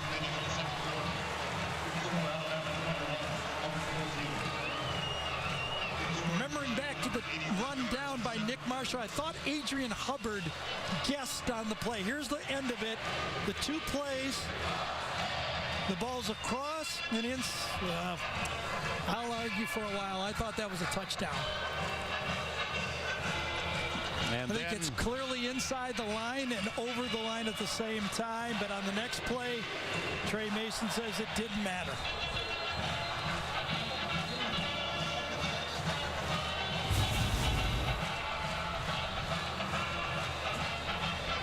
So Auburn counters. It's 21-14, 1:40 to go. That was the end of the play, but at the beginning of the play, I thought Adrian Hubbard lost his discipline. Outside linebacker, I thought he went for the dive too quickly. Watch Hubbard right here just commit to the dive right away. Crashes in, one false step by Trey DePriest, and he can't catch the 4-4 Marshall. This is a squib kick. Bounces once, picked up by Christian Jones. And he doesn't get much. So the Crimson Tide gets it with 93 seconds to go before the break and one timeout. And a player down for Auburn.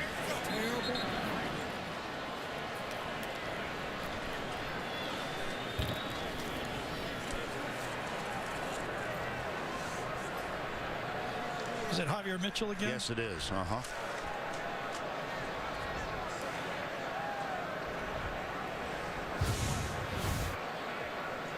Check the middle of the screen. Number 16. There, his helmet did come off as he was falling down as a part of the tackle on Christian Jones. Time has been taken.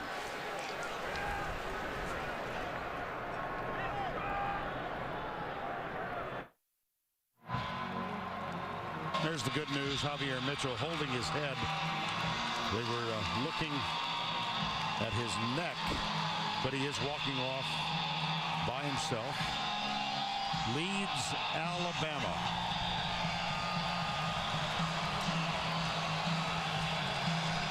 "28 scholarship players on this Auburn team are from the state of Alabama. And remember, the last 2 years, the score has been 93-14. And those 14 points weren't scored by the offense. Today, all 14 have been scored by the offense. McCarron play fake, comes to his right. He will tuck it and run. Looks for blocking help. He's pushed from behind by Jerome Whitehead. That stops the clock. The Geico halftime report. We'll go back to New York. Tim, Spencer, and Brian. Tim had quite a travel adventure after doing the game in Baton Rouge yesterday. A thrilling ball game. The old missed the flight routine. No, that's never fun. Remember, if Barrett Jones was calling plays here, he loves the screen in this situation. Remember that? Yep. 2nd and 3. Yeldon.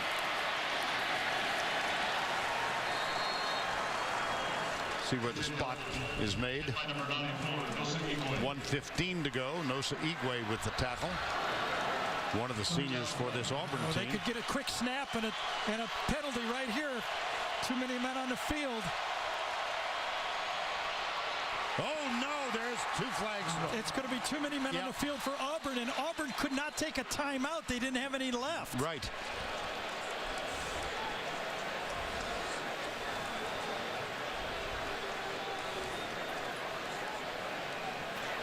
illegal substitution on the defense. It's a 5-yard penalty from the previous spot. First out. So Gus Malzahn say what happened. Yeah. Two guys where they were trying to substitute in short yardage defense, and Alabama went hurry up, no huddle. Again, Auburn with no timeouts. There's the late sub and the snap. Now on first down and 10, McCarron out of the spread. Low snap picked up by McCarron, steps up. Nobody open, shovels it, and it's behind T.J. Yeldon. 55 seconds But at least it stops the clock and he doesn't get sacked. The play rolled an incomplete pass. Nosa Igwe, number 94, a senior from Mansfield, a suburb of Dallas. Yeah, he was matched up against Anthony Steen that time. Ironic, because those are the only two guys on the teams that started the 2010 game. Igwe and Steen, and they're matched up against each other a lot in this football game.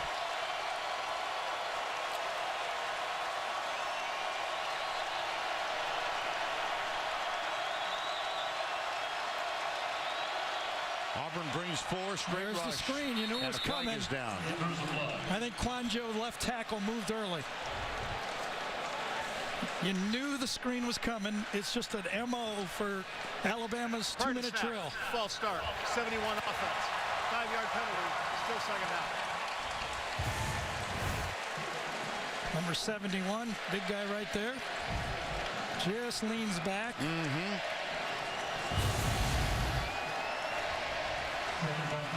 Quanjo, Cyrus, and his brother Ari, the left side of the Alabama offensive line. 2nd and 15.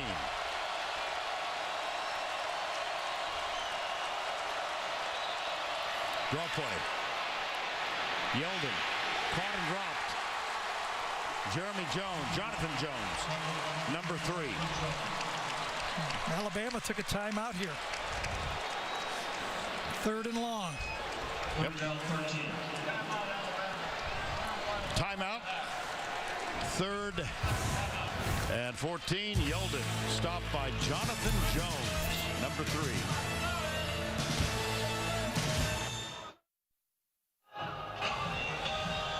Welcome back. What a scene.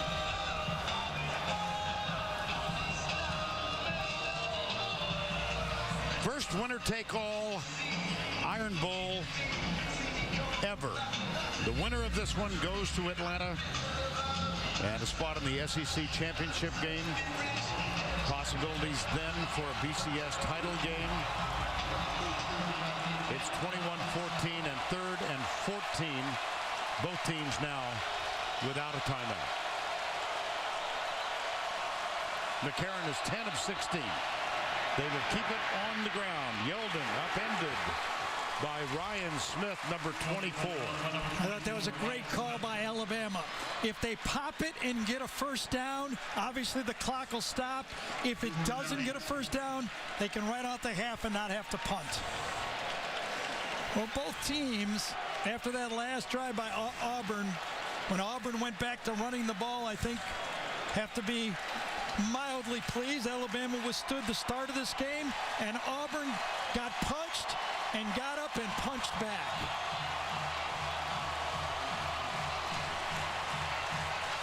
Well, here is a note we always seem to add when we're doing an Alabama game. Under Nick Saban, Alabama is 73 and 3 when leading at the half. And let's go down to Tracy, who is with the Auburn coach, Gus Malzahn. Thanks a lot. And, Coach, Alabama seemed to find their rhythm there, but a huge touchdown drive. What kind of statement was that in terms of making that going into half? Yeah, that was big. You know, once we get an initial first down and we can play fast, you know, we play pretty good. So that's going to be the key to the second half. Well, your team has found ways to win in the second half in the 4th quarter. How much will you bring that up going into the locker room? Yeah, that's big. You know, if it's a close game in the 4th quarter, I like our chances. Thanks a lot. Vern? All right, Gus Malzahn. He was the offensive coordinator here for 3 years, including a national championship season under a fellow named Cam Newton. Let's go back to Tim in New York. All right, Vern, thank you so much. Coming up on the Geico Halftime Report, Spencer Bryan and I will have all of the action, including Ohio State gets a win over arch rival Michigan, but it was too close for comfort. After this word from your local station.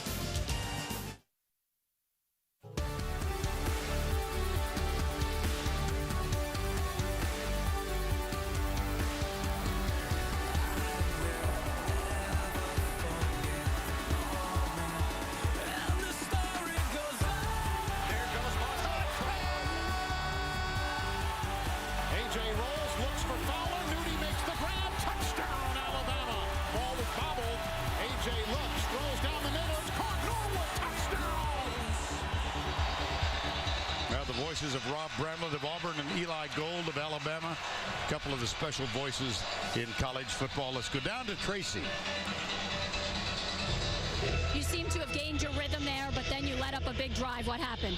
Well, we just didn't play very well on defense. They ran a counter on us 3 times in a row. We never closed and spilled it. So we just got to execute better. And, you know, offensively, we got to throw and catch the ball better. And, you know, everybody's got to do their job. That's what it comes down to. And we haven't played with the kind of energy and enthusiasm we need to win a game like this. Thanks a lot. All right, Tracy, thank you with Nick Saban. And if you remember back when we started, Alabama won the toss, opened with possession of the football. So it goes to the Auburn Tigers, who put the plug in 21 unanswered by Alabama with that last touchdown drive, to which Nick Saban just referred.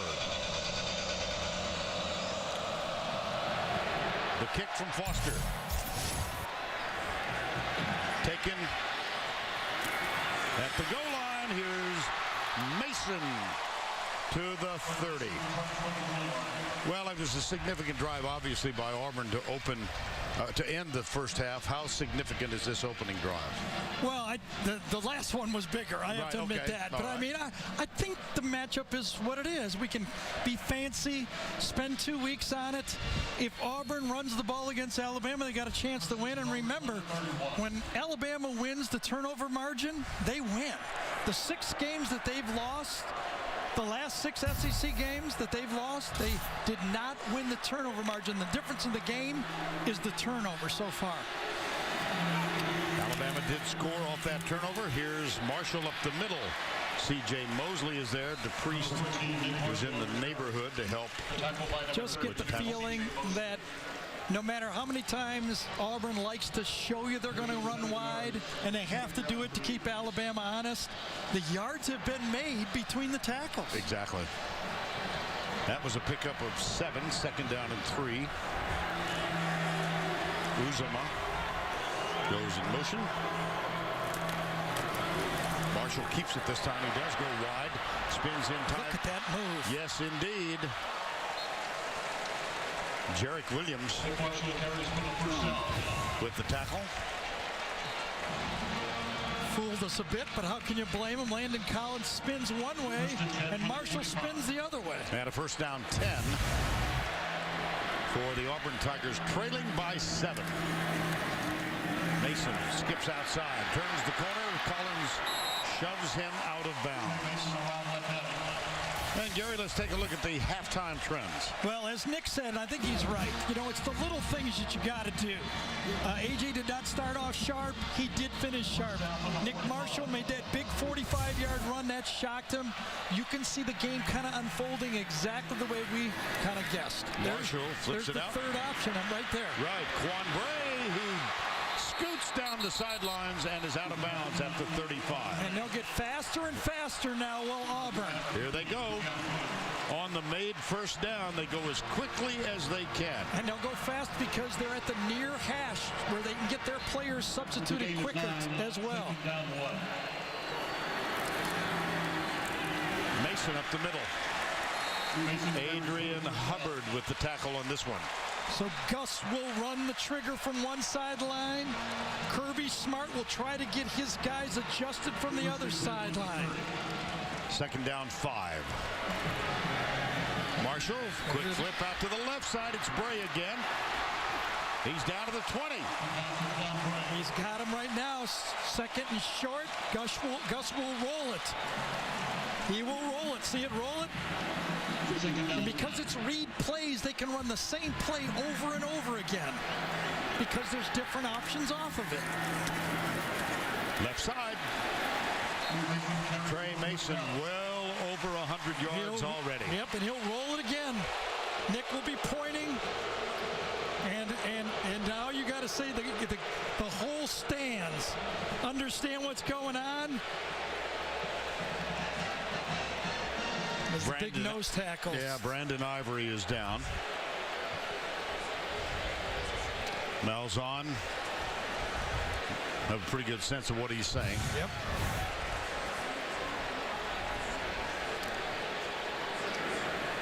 Gets hit in the back of the head. I did not see him look to the bench at all to kind of get a signal. I did not see anything there where he was given a signal. Wouldn't have been a bad move, to tell you the truth. A little bit unethical, but he also could be hurt. Well, if you're Jason Kidd, you just say, hit me, and you spill water in the court. 50 grand later. And then you pay $50,000. Sammy Coates. Darren Lake has taken Brandon Ivory's place. Now, remember, the key now with this drive rolling, Gus will continue to go fast. Remember, this part of the field is where he loves C.J. Uzomah, number 81.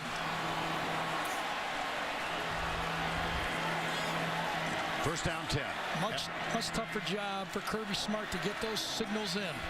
There's Mason alongside Marshall. Marshall fakes the toss, keeps it, hauled down from behind by Ed Stinson, number 49. And take a look now at the Auburn red zone stats provided by Verizon. See, just a little bit above the national average, 69% touchdowns inside the 20. Second and 8. 21-14, opening drive, third quarter. Coach to the top, up there. Marshall drills it. Uzomah. Touchdown, Auburn. They love the tight ends, number 18 and 81. They love the tight ends and the big receivers in the red zone. He's up against Aaron Jones, hitch and go, a little bit of a grab, but a perfect throw. What a drive by Auburn. That's Uzomah's 8th catch of the year, but his 3rd touchdown. And Auburn within an extra point try of tying it up. Uzomah, high school quarterback, 6'4". Jones, maybe 5'10". Cody Parkey, 50 of 51 this year, and there's a mess in the middle. There's a flag.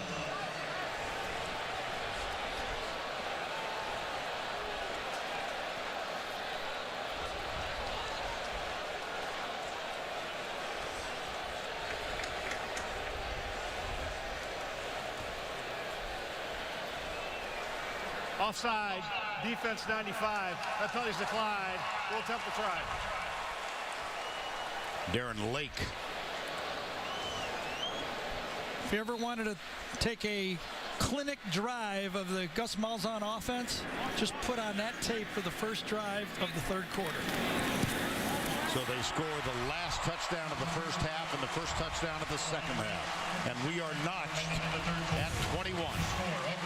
Well, I said they love the tight end Uzomah down at this side of the field. Sammy Coates up here, Uzomah down there, both good-sized receivers. He could have gone either way. He chose the bottom, hitch and go, more physical, and a wonderful throw. 21-21 in the winner-take-all Iron Bowl.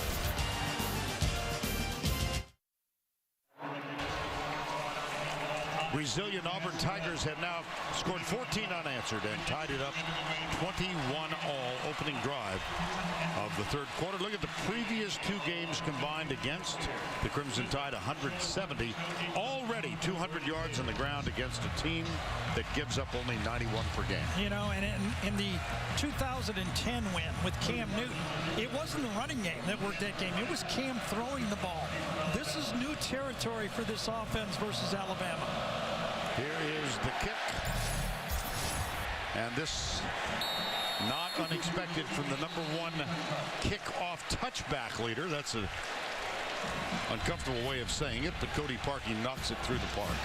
And now Red Lobster presents today's Scholar Athlete. It's Alex Kozan, left guard for Auburn. Red Lobster's commitment to the investment of our future is shown today by donating $1,000 to Auburn University's General Scholarship Fund. There's Kozan. He and the guys up front have been bulldozers today. So what does Alabama answer? Remember, this is only the second time all year in the third quarter they've been tied. 17-17 LSU. And remember, they went power football. Yeldon is the running back, and he'll get the handoff.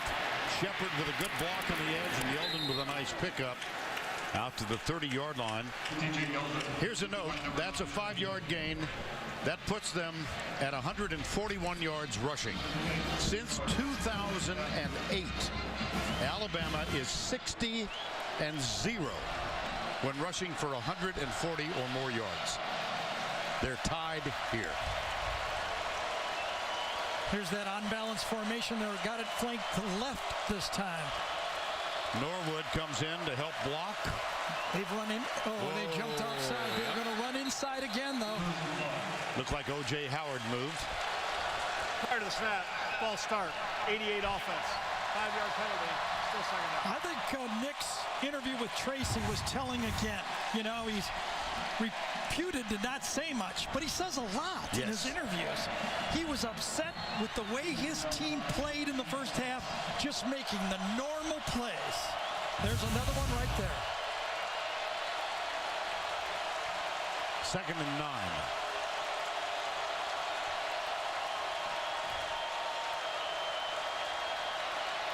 McCarron short. Caught by Yeldon. Tackled. Gang tackle. Gabe Wright with the lead. Number 90.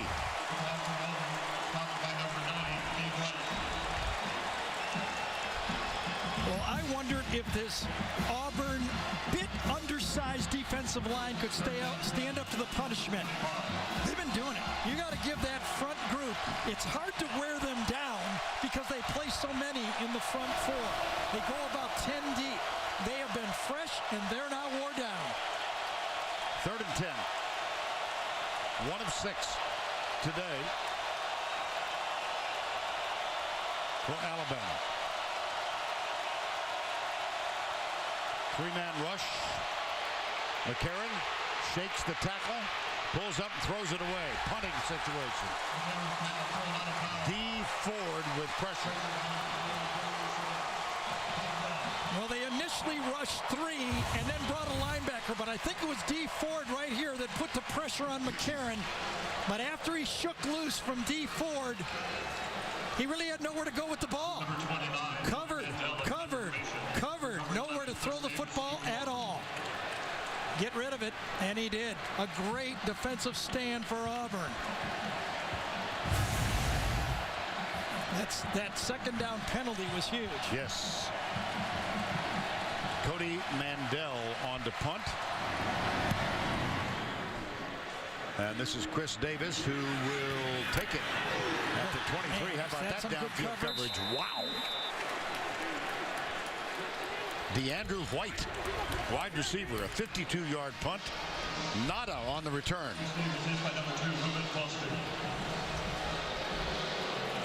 It's time now for Today in Auburn football history. And Auburn having tied it up.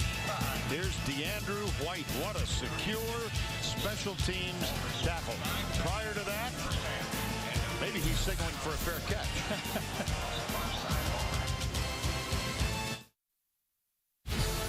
Tim Brando in New York with his Liberty Mutual Insurance update. Christian Hackenberg of Penn State with a 7-yard toss here to Jesse James, a big underdog. Penn State now leading 24-14 over Wisconsin, and the Badgers are trying to get possibly to the Capital One Bowl, a big one. Now let's get you back to the Iron Bowl. The Home Depot SEC on CBS is sponsored by Napa, Coke Zero, Northwestern Mutual, and by Jared, the Galleria of Jewelry. Trey Mason, the running back for Auburn, already with 123 yards. It is his fourth 100-yard plus running effort this season. We were talking to offensive coordinator Rhett Lashley about Trey Mason. He said, oh yeah, he was a highly recruited running back. We knew he was good. He's strong, very committed, very elusive, tough to tackle, very strong legs, and he's putting on a show here. This whole offense during the last 2 drives by Auburn, 9 plays, touchdown. 9 plays, touchdown. 18 plays for over 150 yards. They're averaging over 8 yards per play the last 2 drives. And they have a first down 10 in a tie game at the 22. Marshall up the middle. Look at him, elusive with a big gain on first down. Alex Kozan with the lead block. He sure did. Fitted really nicely, didn't he? And whose name have we not called much tonight? C.J. Mosley. Couple plays early, but he's been mesmerized. They're running around him and through him, and they're blocking him. Marshall takes off left. Down, he's out of bounds. Look at him get the corner, though. Yep. When he was being recruited, the scouting report on Nick Marshall was an elite athlete, basketball and football, and they projected Nick Marshall to be a Champ Bailey type corner for Georgia. Well, he asked Mike Bobo, the offensive coordinator at Georgia, if he could play defensive back because he thought his chances were better to play both sports. Corey Grant with his 3rd carry. Okay, you know, that didn't work. But in this offense, that's like a long, incomplete pass in a passing offense. Auburn has to continue to do that to continue to stretch Alabama. Most of their yards are between the tackles. Got to give credit to Dismukes, Kozan, Slade, Robinson, Young. But they have to show them enough outside to then run inside. Mason back in. Marshall with 88 yards on the ground on 12 carries. The throw. No, he won't. Mosley hauls him down. But it's a gain of 11. I was looking at the secondary, but did he shake Xavier Dixon first? On the first play, Mosley ended up getting the tackle, grabbing him by the jersey. That's a legal play. That's not a horse collar. It is another first down, this time at the 45 of Alabama. I think it's 3rd and short. You're right. I was looking at the graphic exactly. up here. I think, but they got it on that one now. You were just anticipating it, that's all. You were right. Yeah, look at the field, Lundquist. Well, no, that I just trying to help out, but they got it rolling again, don't they? Yep, thank you. Mason. See those plays, there's nothing bothers Alabama more. They'd rather sometimes give up a deep pass than to have somebody march the ball on the ground. It breaks them. They have their pride in stopping the run. This time it's out to the left, and the tackle is made. Quan Bray. Dion Blue is right there. Yeah, great read that time. But again, part of the offense that continues to have to be run. It's part of the triple option offense that they run from Malzahn's offense. Talked to Nick Saban about it. He goes, you know, Gus never was a big zone read guy until he got Nick Marshall. Because Nick Marshall's better on the edges. Cam used to be better between the tackles. Right. 3rd down 9. Uzomah in motion. Alabama looks like they'll bring 5. They bring 6. Sidearm throw. It'll be short. Denzel Duvall, number 30, leading the tackling brigade. Nice one. Well, you can see the athletes at Alabama, when they figure out who has the ball, they're pretty quick to it, aren't they? Well, the Alabama band is here. Stephen Clark is on to punt. This will be his 3rd of the game. Christian Jones hoping for an opportunity to return it. Forrest Hill will snap it back on 4th and 11.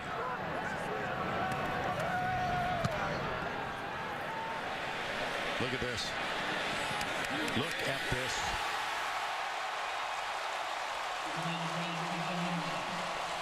I think it was Sammy Coates, the wide receiver. He camped under that baby and got the bounce right to him. A lot of bounces, long bounces going that direction work well for Auburn in this stadium. Stephen Clark, 42-yard punt. Nothing on the return.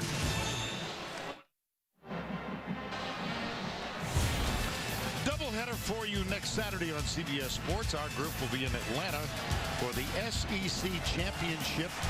We don't know. One of these two teams will be there, either Missouri or South Carolina. And the game presented by Dr. Pepper. And then at 10 o'clock, the Mountain West Conference on CBS. That game has been set, Utah State against Fresno State. Big day of college football next week. Big day of college football right now. Yesterday, we saw LSU with a backup quarterback go 99 yards to defeat Arkansas. Well, here's an opportunity to break a tie for Alabama. At the 1. Yeldon. Perhaps 3 yards. Auburn's coaching staff believes that this is not as physical of an Alabama offensive line that they faced in the last 4 years. It's up to Auburn's defensive line to prove that right now. Can they stop it or not? Second down 8. Second down is when Alabama loves to run those little play-action passes out of the end zone. Will they try to get Charleston Fowler out there on the edge? That's Fowler in motion. He'll line up just to the right of McCarron. Yeldon, nothing. Robinson, Therese, number 27. Yeah, Ryan Smith and Therese. Remember, Auburn runs a 4-2-5. Ryan Smith, a safety, guesses, and Robinson Therese answers the other side of it.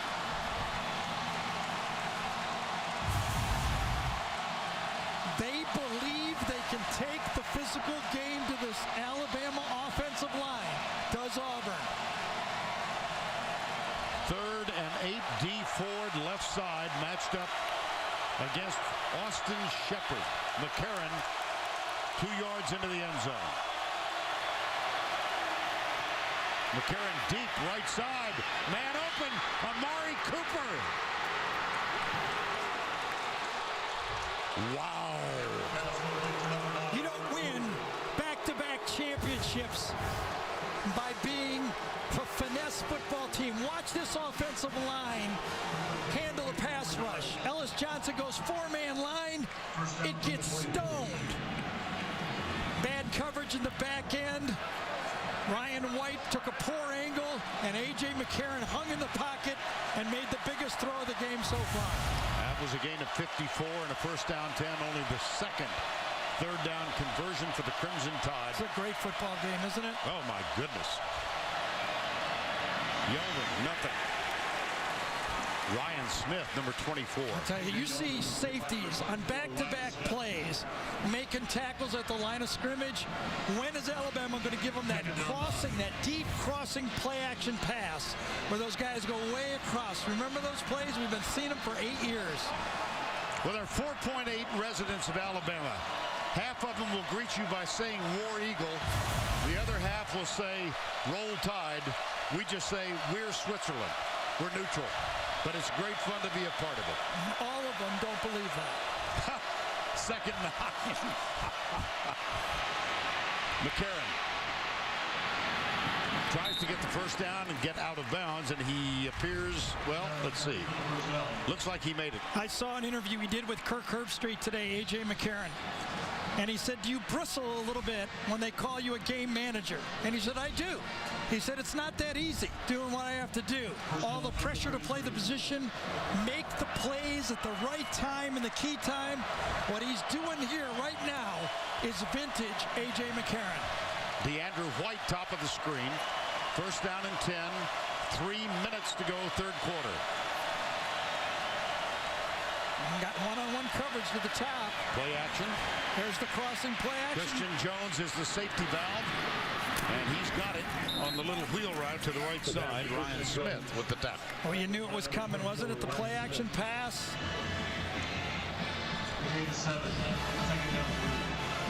Second.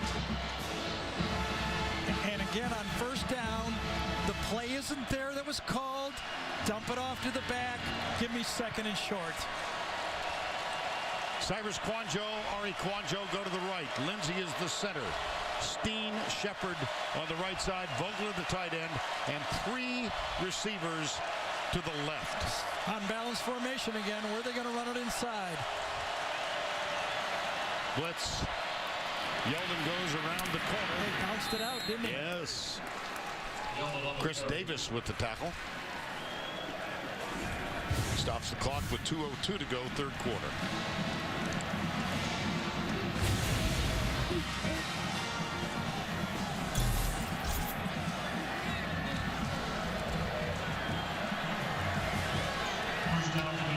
See the drive charts. They started at the 1.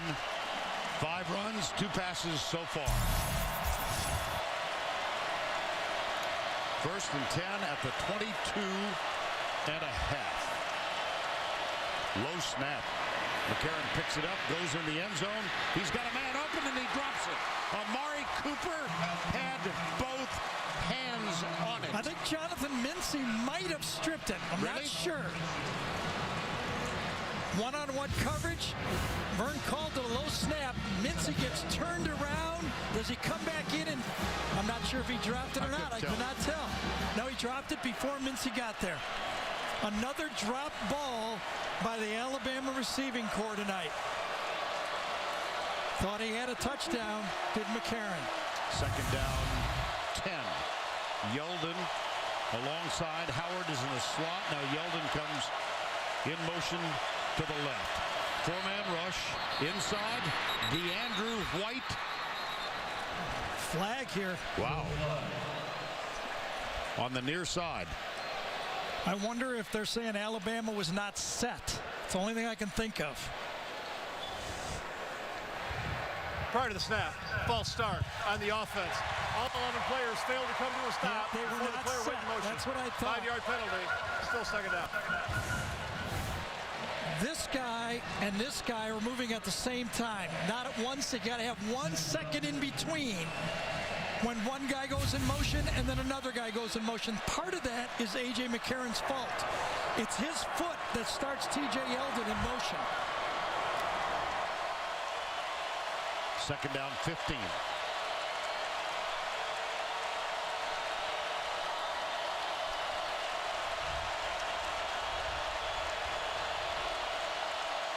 Another low snap. McCarron, safety valve. Oh my goodness, it's Norwood again. What a clutch player. We've been doing Alabama games, forever. It's our 8th year. But 5 years, Kevin Norwood's been on the team, and every time we meet with the coaches and talk about receivers, his name barely comes up until this year. All he does is catch passes and clutch passes. Always, it seems. 3rd and 4. Norwood goes right.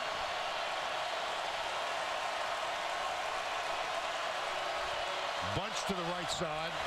Howard is off the line in the slot on 3rd and 4.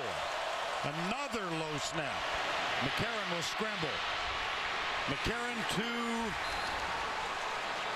Oh, yeah. He got the first down. I think he did, yes. And how big this one was for A.J. McCarron. Nobody to go through, low snap. This Auburn defense in the 4th quarter, they only give up 1 out of 4 for third down conversions. In the second half, they also give up 27%. It's pretty close to the 4th quarter. That's a big one for Alabama. Chad Lindsey is the center replacing the injured Ryan Kelly. He's had 3 low snaps in the spread. So McCarron, I'm not sure this is the cause of it. He goes under center. Good observation. We can handle this one. McCarron directing his traffic. Throws it into the end zone. Wow, DeAndrew White. Yeah. When he let that ball go, I looked into the end zone and thought there was an Auburn player in front. There was. Whitehead was right in front of him. That was about as risky as you could get on a first down throw.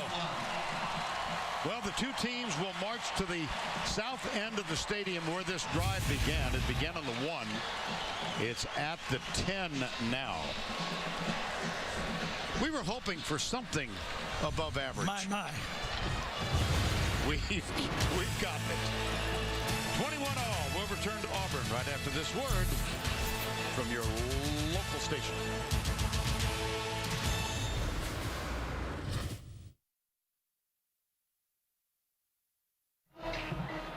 We welcome you back to the fourth. Vern Lundquist, Gary Danielson, Tracy Wilson. Let's take a look at the last play as we begin the fourth quarter. Just to show you a first down throw. White was open early, and I think that got in A.J.'s head because he got flushed out of the pocket. If he throws it right there, he had a touchdown. Then he goes back to him, and it gets very dangerous at the end. Jermaine Whitehead actually overruns the interception. Watch this. Oh, my goodness. So a narrow escape for the Crimson Tide. This is the 12th play of the drive. It's second down and 10 at the 11 in a tie game. Winner take all. And what do you do if you're Auburn? The last time they blitzed, Alabama picked it up. I don't think they'll do it again.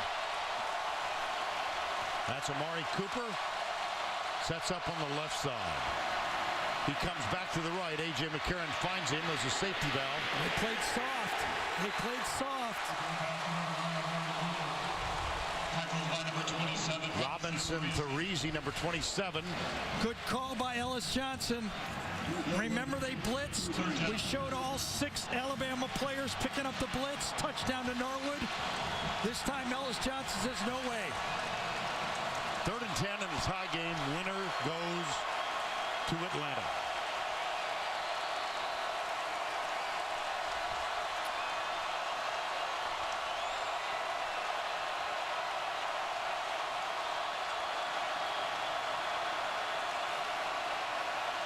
McCarron steps up. Under pressure, fires it in the end zone. Over Christian Jones' head. And that'll leave it up to Cade Foster, who has missed one today. Successful drive by Alabama as we watch this last play. Auburn adjusts. They are not going to come after him. Safety standing in the end zone, and A.J. puts it where only his guy might have a chance for it. Remember, this drive started at the 1. So what a great drive for Alabama. Foster missed earlier from 44. This will be from 28 to break the tie in the Iron Bowl.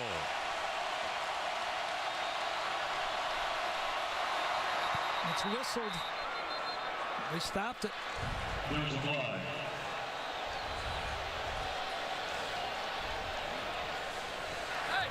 Prior to the snap, false start, 77 offense, 5-yard penalty, still 4th down. Well, that's Ari Kwanjo. And one of those little things. Yep.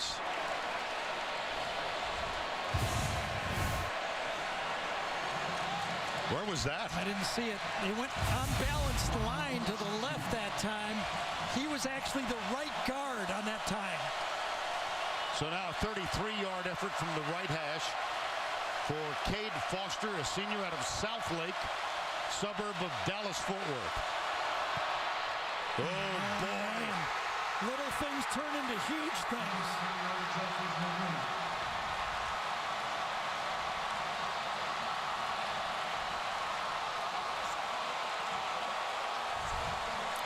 I must say, if there was movement on the successful field goal from Ari Kwanjo, it was imperceptible.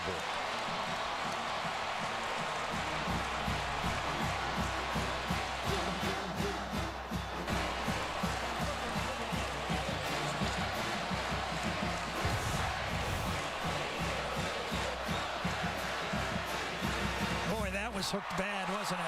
Didn't even get it up in the air. Well, I don't want to put too much on his shoulders. Take a look at the penalty. I think he was right there, the right guard. I didn't see him move at all.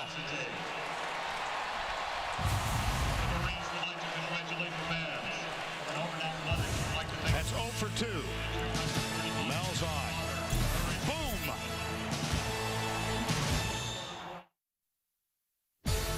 Back again in New York, Tim Brando with this Liberty Mutual Insurance update. Georgia Tech led by 20 to nothing at one point, but here come the Dogs. Todd Gurley taking it in from 2 yards out with 6.5 remaining. They've closed to within 3, 27-24. Of course, playing without Aaron Murray, whose career is done. Let's get back to Vern and Gary at the Iron Bowl. All right. Missed field goal from Cade Foster, 33 yards out. His second miss today. The umpire is looking right at Quanjo, right there. Number 77 moves over to right guard. Watch him just bobble. He's staring right at him. Just a little bit of that bobble. It was called. It was the correct call. Let's go down to Tracy. Well, guys, Nick Saban obviously not happy with that movement by Quanjo. He came over to the offensive line. He said, "Who moved?" Quanjo just looked at him. He took ownership, and Nick Saban, of course, walked away in disgust, guys. All right, Tracy, thank you. And for Cade Foster, as Gary just said during the break, Groundhog Day. Well, he's had this nightmare before, hasn't he? 1 of 4 in the game of the century for that year, at least. That was LSU's win over Alabama, 9-6 in overtime. Down the sidelines, Corey Grant. Well, Corey Grant is from Opelika High School, right near here at Auburn University. He was going to sign with Auburn. Tommy Tuberville was fired. Signed with Alabama. Said my heart's at Auburn. Transferred back. And now he's out here playing. He's one of several who had an Auburn/Alabama decision to make. Here's Marshall. Wow. Marshall on the carry. C.J. Mosley missed. 2 misses on that play. I think it was Stinson, or was it Hubbard? It was Hubbard and Mosley first. It was Hubbard, yes, number 42. This one is stuffed. The third and very short. Troy Mason, hit by number 42, Adrian Hubbard.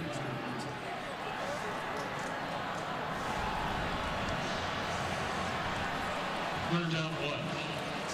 3rd and 1, tie game, 13 minutes to go in regulation. Prosh, the fullback, number 35 on the right side.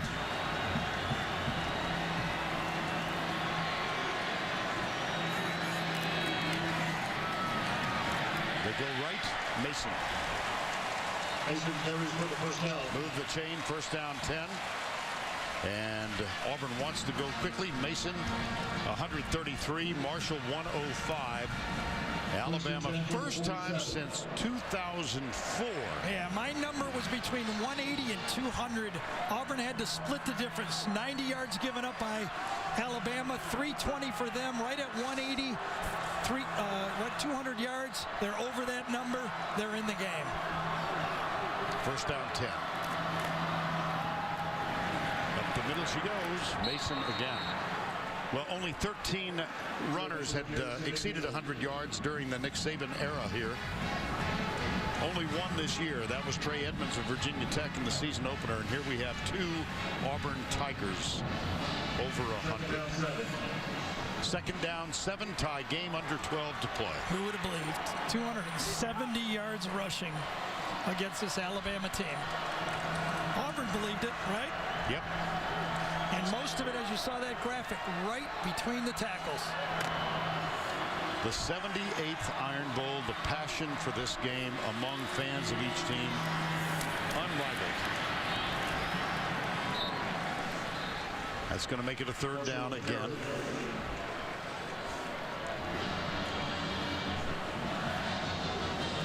Third and 4.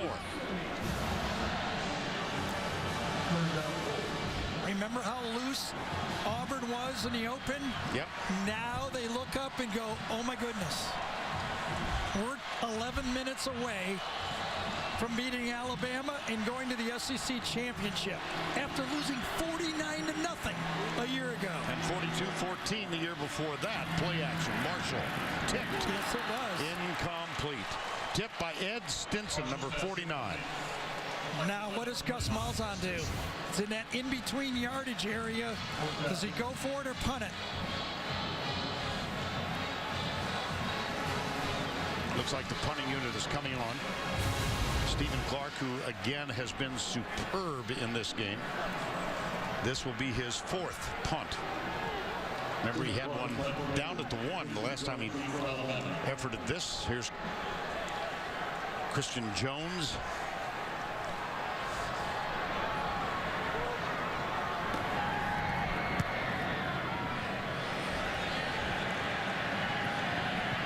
Oh my gosh. Another one.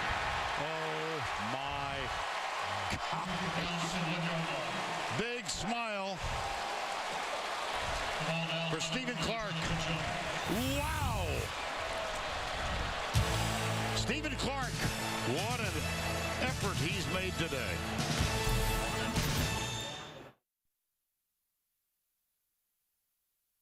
And now it's time for our Geico game recap. 6 touchdowns scored in this game, the first of which off the feet of Nick Marshall, 45 yards into the end zone. Auburn up 7-0. And then 21 unanswered by Alabama. First, Jelston Fowler, touchdown from McCarron. Next, Kevin Norwood, another touchdown from McCarron, 14-7. And finally, Yeldon from 1 yard out. That gave Alabama a 14-point edge. But on the last drive of the first half, Mason from 1 yard out made it 21-14. On the first drive of the second half, Uzuma, 13 yards, tied up. And then just moments ago, Cade Foster missed it left after a 5-yard penalty. Well, we wanted a good one. Now they're at the 1 yard line. Do they have enough in the tank to move it out again? Well, you know, everybody was wondering, will the game live up to the hype? Yes, it's lived up to the hype. Alabama, I don't think, has played his best game, but they've got a lot of experience in these tight football games. Auburn, though, after the Georgia thing a couple weeks ago, right? Who cares? They believe. Ha! Amen. From the 1.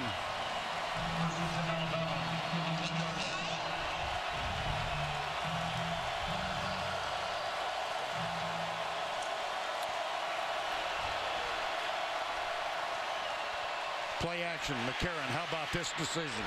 Going deep. Amari Cooper is there. Has it. Loose. Down the right side.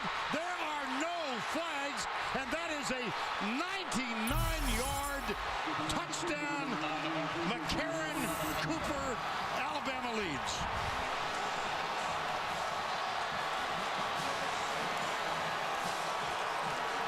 It was an out and up. Watch him go down, out, and up.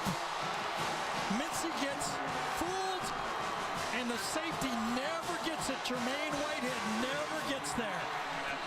Last time Alabama from the 1, Bernie asked me, could they do it? I should have said yes. Well, you give and you take. And 2 weeks ago, a 73-yard desperation heave. The prayer, Jordan Hare. How about this? McCarron to Cooper. 99 yards. Alabama leads. Yeah, you expect a little help here, but this guy, Mincy, got schooled. Trust the offensive line. Play action pass. Throw it deep. Mincy takes one false step. Whitehead doesn't get there. Those are nice. That helps your average if you're a quarterback, and it helps your opportunity to win 3 in a row if you're Alabama. Amari Cooper, who's had a tough year, especially the first half of it. 1,000 yards as a freshman a year ago, now with 5 receptions for 170 yards in this one. I would suggest that you cinch up your seatbelts. We've got a lot of time left.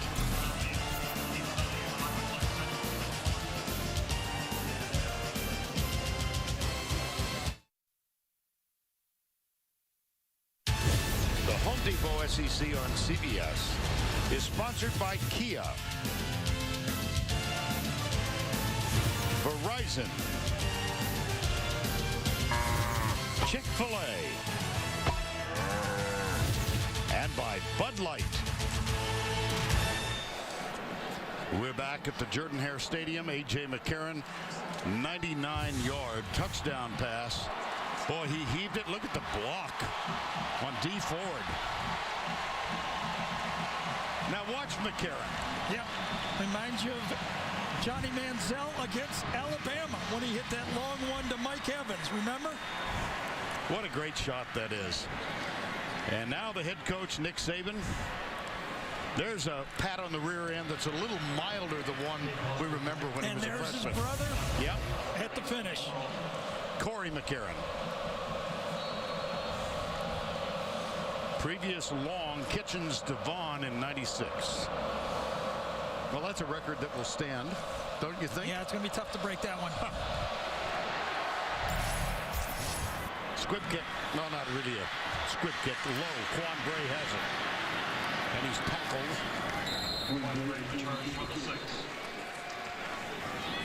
Don't forget, later in the game, the play of the game presented by Napa Auto Parts.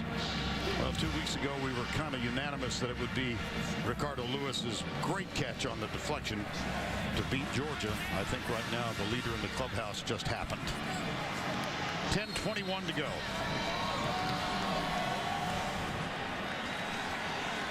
Well, here we go. Yep. You got a lot of time. I'm going to enjoy every part of this one. You don't beat the champ if you don't knock him out. Cameron Artis Payne is the running back. He gets the give. And that's a nice start. Let's take a look at the few losses for Alabama. Well, you see, since 2008, Alabama has lost 6 SEC games, 3 of them in 2010. But in all of those games, they use the common thread. They did not win the turnover battle. Tonight they are. They were outrushed in attempts at yards. Tonight they're being outrushed. But fourth quarter scoring, they haven't done it. Tonight they did so far. Second down 6. There's a nice defensive play on Cameron Artis Payne. C.J. Mosley. Very quiet in the first 3 quarters, but has been a presence here recently. 9:32 to go. Third down 5.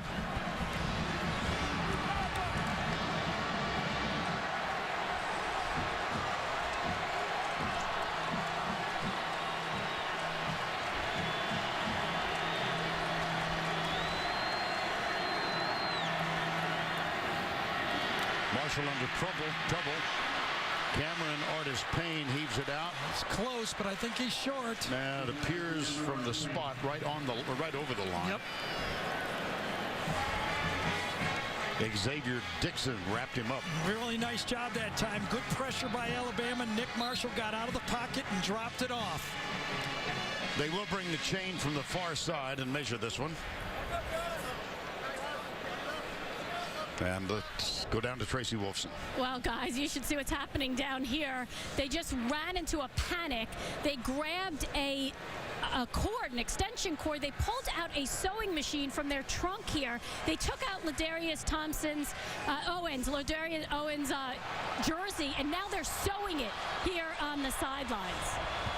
Tracy, I've been doing this a long time. I've never seen a sewing machine on a sideline. Only in the SEC. You got to be prepared. Now, what is Auburn prepared to do right here? Roll the dice here and try to go fourth and short? It appears that they will try. 4th and 1. They're the second best rushing team in the nation. I think they should try it.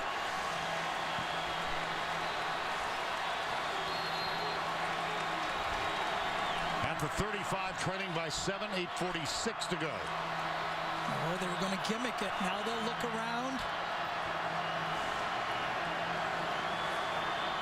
Ricardo Lewis is in the slot to the right side.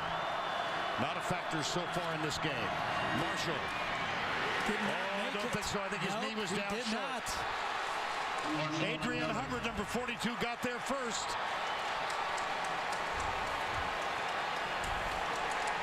The ball goes over.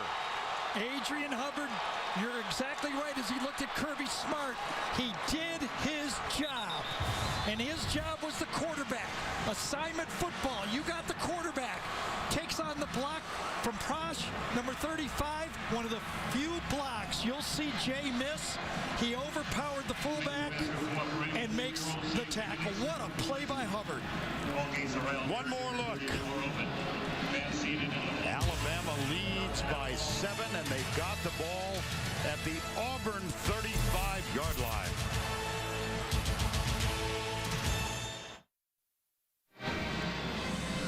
Well, the mending job continues on the Auburn sideline for Ladarius Owens. I still am stunned that there is a sewing machine. This was during the timeout. This guy's multitasking. He sewed it up. Now he's going to help him on with the jersey. I do have a button missing on my coat. I'm going to hustle down there as soon as the game's over. Look at this. Yeah.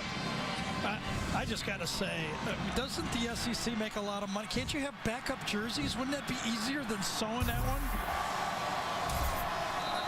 Okay, pack up your old kit bag and smile, smile, smile. And a reminder, the Jeep postgame show coming up from New York. Tim, Spencer, Brian, when this one is over, and it may be a while. First down 10. The ball goes over on downs. A.J. McCarron had a 99-yard pass to Amari Cooper on the last possession. First and 10. We showed you the common denominator when they lose. They don't lose very often, but a great start for Alabama, getting points in the fourth quarter. Yeldon, big hole, nice move. They try to rip it out. He goes out and in control of the football. Gain of 13 on first down. Well, when T.J. Yeldon follows number 77, Ari Kwanjo that time. T.J. Yeldon, his teammates say he never says a word. He just focuses in on his job. He reads his keys, and his teammates say he's amazing. He never makes the wrong decision when he runs. He's carried 19 times for 99 yards in this one, a touchdown, and it's first down and 10.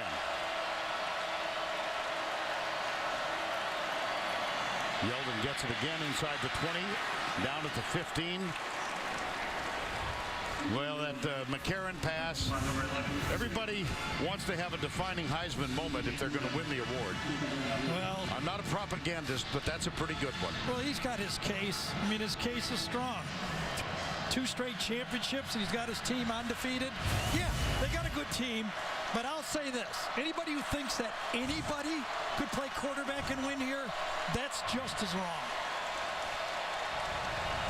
No interceptions again tonight. That one-on-one to the outside, both wide receivers to the left. They're going to pound. Yeah, they will. That's at the 13-yard line.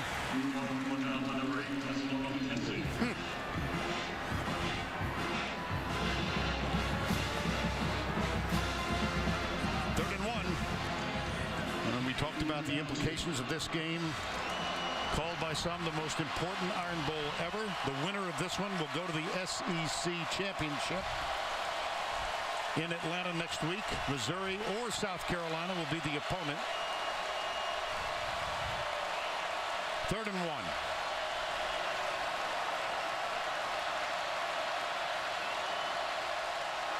They give it to Yeldon again. He's going to be close. See where the spot is. By number 17, Chris Frost. Chris Frost made that tackle. This is going to require bringing the chain on. No, I think it's fourth down. Okay. Yeah, it's short. It's short. All righty. Field goal or go for it again. Foster is 0 for 2. Well, I would be shocked if he brings Foster in here. Yeah. He saw that happen before. Nick, 9-6. He'll go for it. Remember, Alabama got the stop. Can Auburn get the stop? McCarron. Yeldon. They got the not stop. Get it. Yes, they did. Back-to-back fourth down stops. This time by the true freshman, Carl Lawson.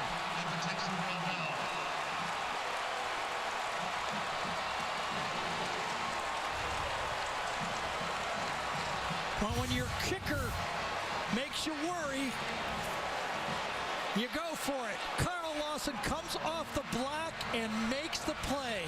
How about that? Number 55, a true freshman, stops the Alabama run. One more look. Lawson right there with a jolting tackle on 4th down. Mincy, Whitehead, we've got a chance. Well, here's Carl Lawson. Alabama busts. Nobody blocks number 55. Vogler turns him loose. Fowler turns him loose. Another busted assignment by Alabama. Nick Saban decides not to go for a 35-yard field goal. Trusts his offensive line. They let him down. A missed assignment. And so Marshall gets a chance. Now 58 passing yards, 108 on the ground. 1st down and 10, 5:34 to go. Both teams have all 3 timeouts remaining. And at the 14-yard line. Quick snap. It'll be a quick snap here. Alabama, 3 down. They bring 4. Marshall in trouble. Trade to Priest. Got there.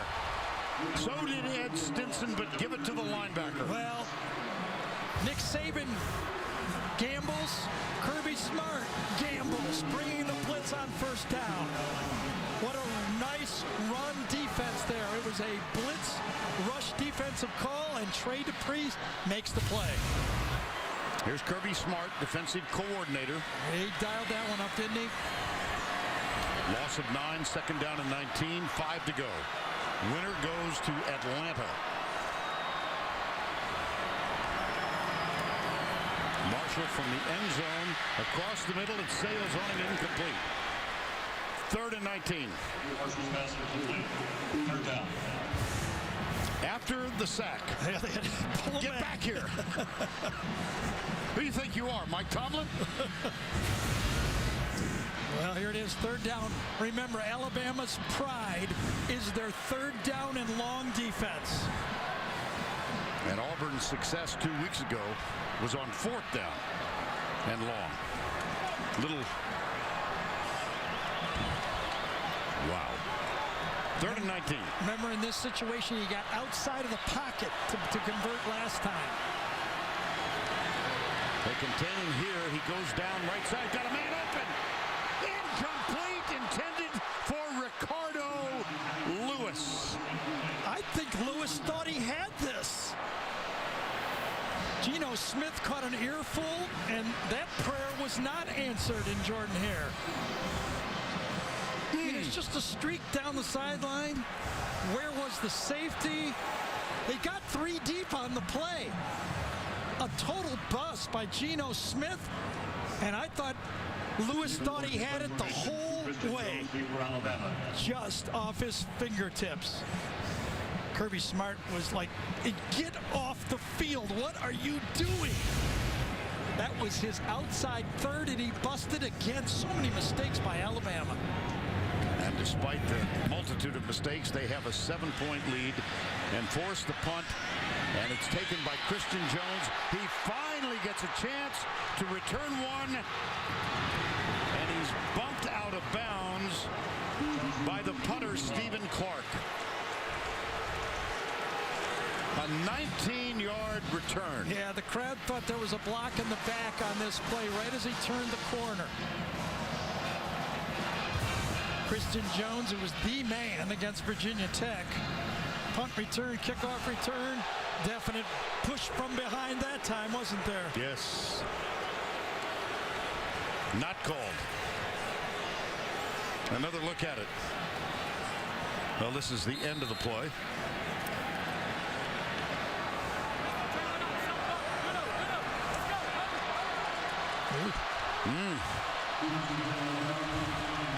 Helmet to helmet. But remember, this half, both coaches have all 3 of their timeouts.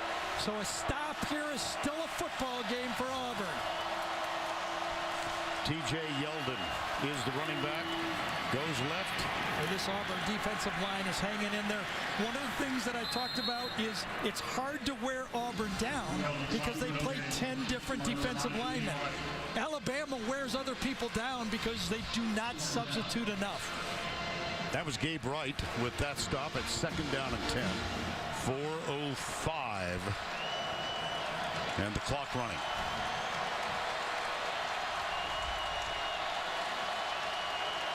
Do you hand the ball to A.J. McCarron and say, win us this one?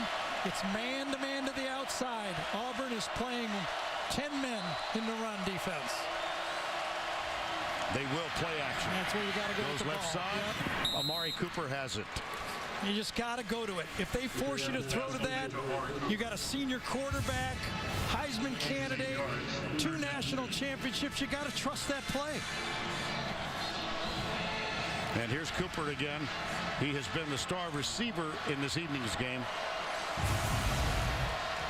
3rd down 2. 3:25 to go. What if they don't get a first down? What is Nick going to do on this one? It's Yeldon in the backfield.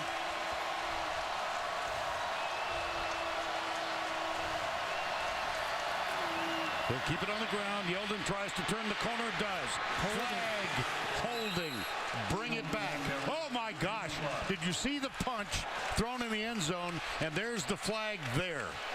DeAndrew White got popped. Well, how silly was that? That would have been a 15-yard penalty. Yep.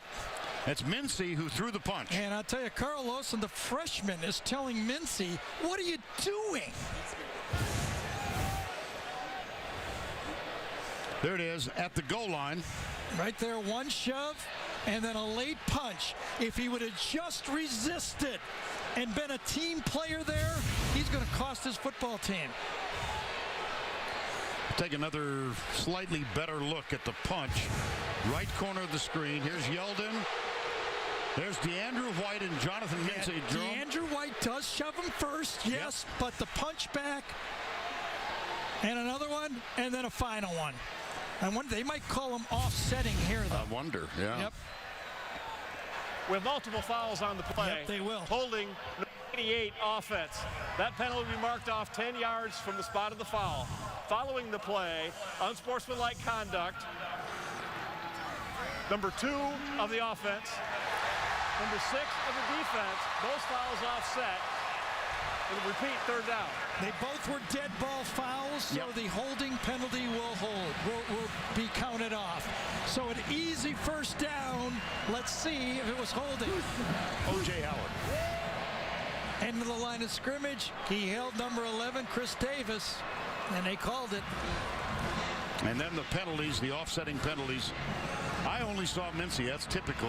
You see the second one. Yeah, see, it was actually White. If White would have not done it back, it might have been offsetting. So now it's 3rd and long, and they're probably out of field goal range. Not only that, they had a first down with 3 minutes to go. Yep. 3rd down, 12. Under 3 to play. Howard splits off wide to the right. Cooper, top of the screen. Just a 4-man rush again. McCarron is hit as he lets it go. It'll be 4th down. Gabe Wright, number 90. Pressure by number 55, Carl Lawson. 4th down. Wow. Man, that is a pass rush from Gabe Wright. Now it's about a 45-yard field goal? Foster's career long is 53. He has missed today from 44 and 33. Well, everybody would forgive him if he makes this one for Alabama. The Auburn fans say, come on, one more wide left. Cole Mazza snaps it. A.J. McCarron holds it. Cade Foster kicks it, and it's going to be wide left. It's blocked. It's blocked. DeReese Robinson blocked it. Ryan Smith picks it up, and the nightmare continues for Cade Foster. And there's a late hit. There's going to be a 15-yard penalty on top of all this as well.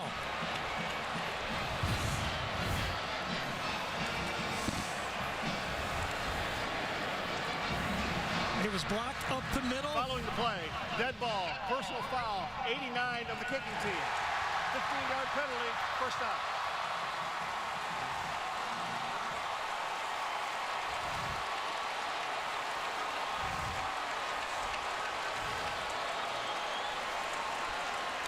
Saban, Malzahn. Give me another piece of double bubble. Well, right now, it's 4-down territory. It's the ball game. Penalty was on Brandon Green, backup tight end. First down 10, 2:32 to go. Auburn has all 3 of its timeouts. Uzomah in motion. They hand it off up the middle. Trey Mason. What a game he's had. And they go in a hurry. Yeah, an interesting strategy here for Gus. He wants to obviously score, but he doesn't want to give Alabama time either. Mason this time is stopped. And after the penalty a moment ago, Nick Saban, Brandon Green.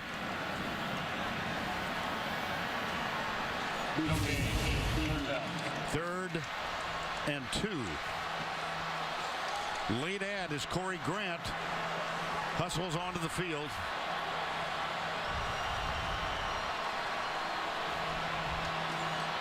They don't have enough guys out there. Alabama does not. All right, here comes another one. Adrian Hubbard was late. Alabama will have to take a timeout.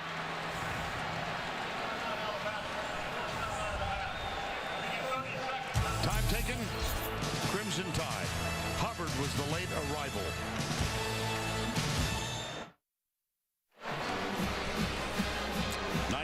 Plus holding their breath here, no matter if you're wearing orange and blue or you're decked out in crimson and white. 28-21. And Auburn with a chance for the tie. 3rd and 2 at the Auburn 43. What do you think? I think they would have run it 2 times up the middle to get a first down is what I think. Way to go, Coach. Yes. Trey Mason has been the best 3rd down back in college football. 17 of 24 times on 3rd down he's made a first down when he's carried the ball. I give it to Trey Mason. And they do. And he does. 1:38 to go. Clock stops on the first down. Powered inside. Right up Dismukes, Reese Dismukes, one of their veteran offensive linemen. First down from the 48. First down 10, 90 seconds remaining. Mason again. Trey DePriest gets him, number 33 on this carry. It's going to be tough to stop this offense with 4 downs to pick up a first down. 2nd down 5. 2nd and 5. Mason again. That's his 28th carry of the ball game. Mason carries up the middle. Gus will want to go fast here. I guarantee it. 1 minute to go. 28-21, winner take all.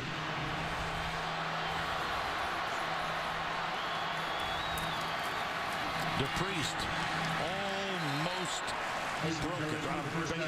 Mason. Yep, they're going to go to Mason on 3rd down. He's a 3rd down machine. And they hustle. First down and 10 at the 40. Marshall keeps it, tries to get around the edge, tips it out. It's caught by Sammy Coates. Strolls in. Touchdown, Auburn.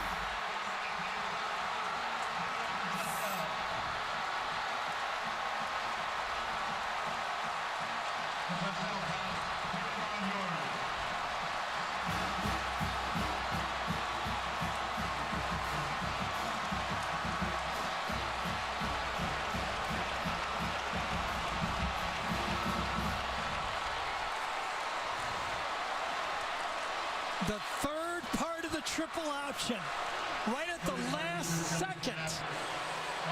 Nick Marshall saw Sammy Coates. Hardly blame the Alabama defender on that one. He thought for sure Marshall was keeping it. Cody Parkey, we are tied.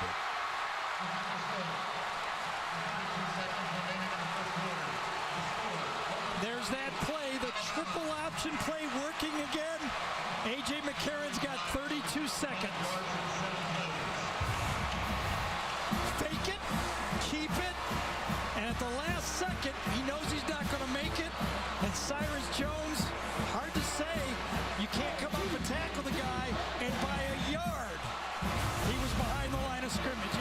really close.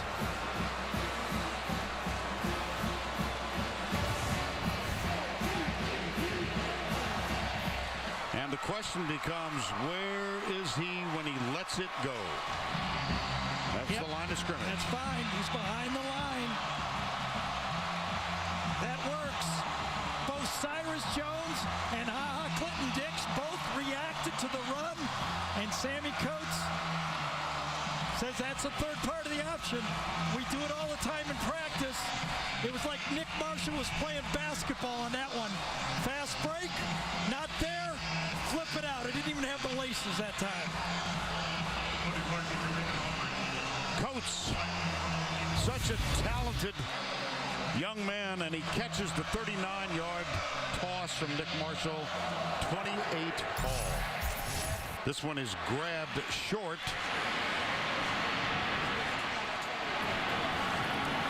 That's Ryan Anderson, the linebacker. 25 seconds to go. Nick Marshall was carrying this ball in his left hand when he comes out. It's in his left hand, and then he has to switch it at the last second to make the throw. That's why he didn't have the laces, and it wasn't pretty, but it sure worked. Well, he's a basketball player and a football player. That looked a little bit like a shot put. 25 seconds to go. 2 timeouts.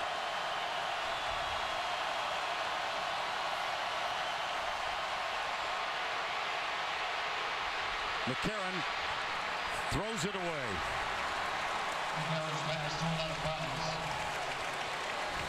Ladarius Owens, who had his jersey stitched during a break earlier, had the pressure on McCarron that time. 16 seconds remaining in regulation.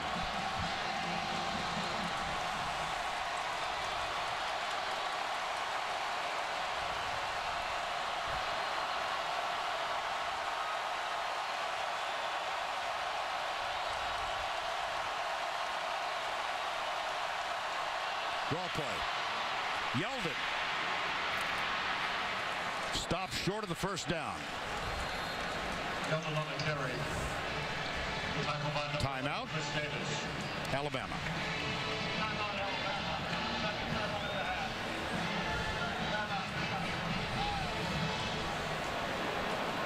I think Alabama should try that long tip play down the middle of the field right here. 7 seconds to go.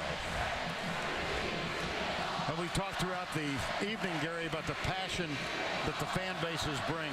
About a month ago, my wife Nancy and I were driving from Tuscaloosa to Atlanta. We stopped for lunch in Oxford, Alabama. We bought a coffee mug, one for Auburn, one for Alabama, went to pay for them. The young lady at the cash register said, "Y'all buying these for gifts, or y'all a split family?" They got some of those here, don't they? Yeah, they do. 3rd and 1. You know, one of them obviously blocked, but he did not get any height on it. And if it goes to overtime, that's going to be a big disadvantage to Alabama. As they call plays, they can't be confident that they've got a way to kick a field goal. 7 seconds remaining in regulation.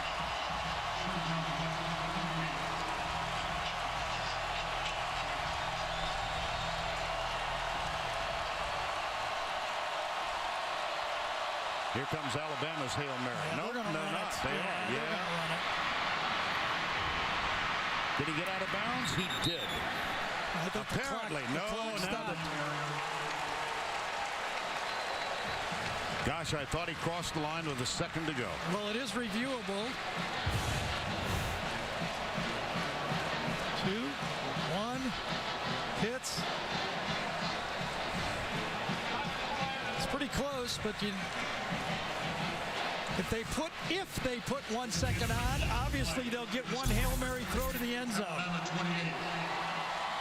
Well, Matt Austin has called this one over in regulation.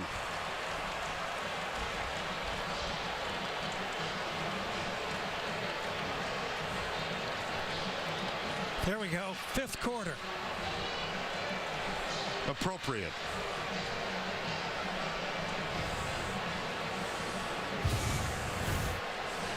There's the clock on the left side.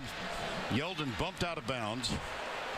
But his foot actually doesn't touch, I don't think, until it hits 0.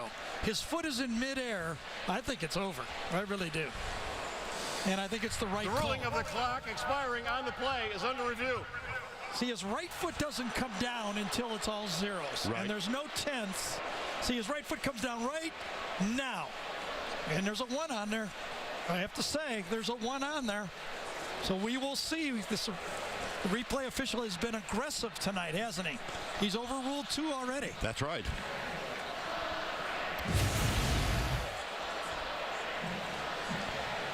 It's when his right foot comes down. It's not when he crosses an imaginary line. It's when his foot hits in the white.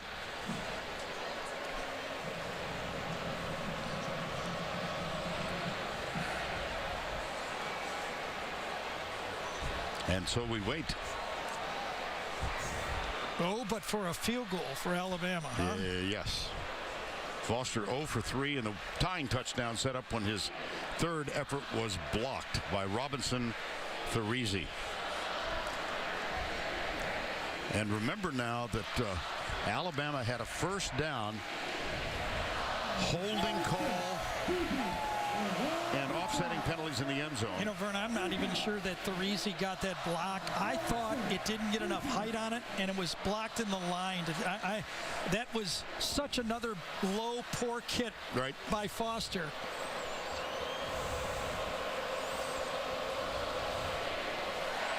And so the review continues. And what's at stake here, obviously, is a Hail Mary for Alabama to break the tie, as if that's all. A chance to go to Atlanta, the possibility of a 3rd consecutive BCS appearance and championship. Here's the split screen. See what we can find And the out. computer has these 2 in sync. It's when his right foot touches. Right? Not yet? Now. There's a second left. If the synchronicity works. From our stuff, yep. CBS says there's a second left. If that clock is official, it is. They're going to give him one more chance, aren't they? And we await the ruling. Here's Matt Austin. After review, the runner's foot touched out of bounds at the 39-yard line with 1 second on the clock. Clock will be reset to 1 second. It'll be 1st and 10. Well, if anyone should know the lesson of knocking it down, should it not be the Auburn defensive backs? They're going to try a field goal? It's Adrian Griffith, who is 1 for 2 tonight.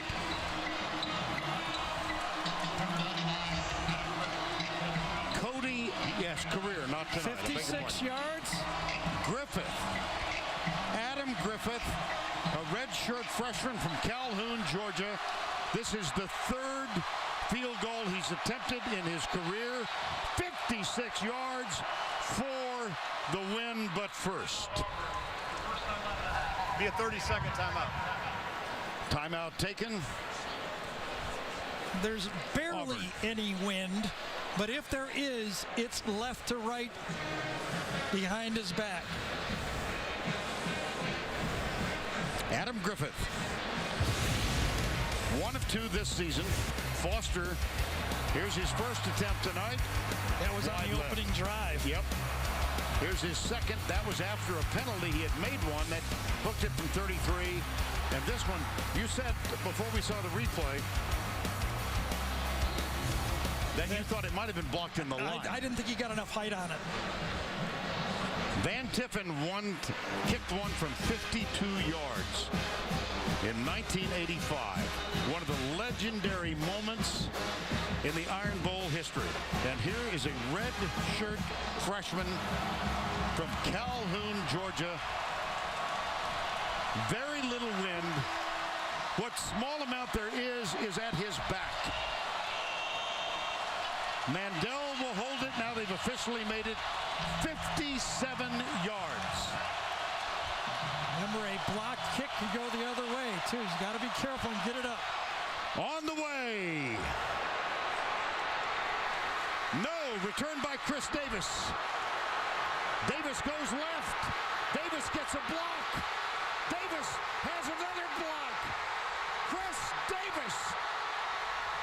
No flags. Touchdown. Auburn. An answered prayer.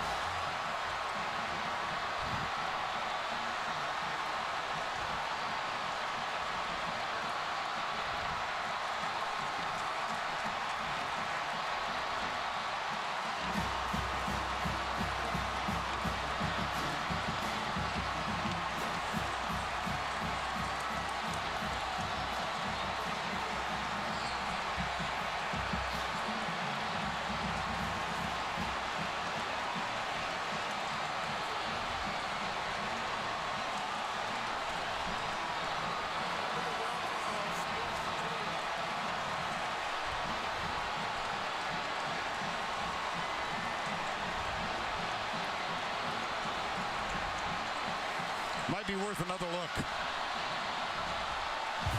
You know what we need to do is come back here more often. These are the two most unbelievable finishes. A forced deep field goal, and now Alabama does not have athletes on the field. They've got offensive linemen on the field. And once Chris Davis turns the corner, the only thing that was going to stop him was he fell down. It was a decent kick. Yes, it was. But a big gamble. I thought maybe a block this could happen. Who would have dreamed that this, because there's no athletes on the field for Alabama. They got all fat guys. Mandel places it down. Griffith. As Gary said, it's a decent kick. Now, it will officially go into the books as a 100-yard return with a missed field goal because the NCAA does not measure from deep in the end zone. Vern, for Auburn, 2013, will always be remembered as the season every Auburn fan dreamed but never believed has happened.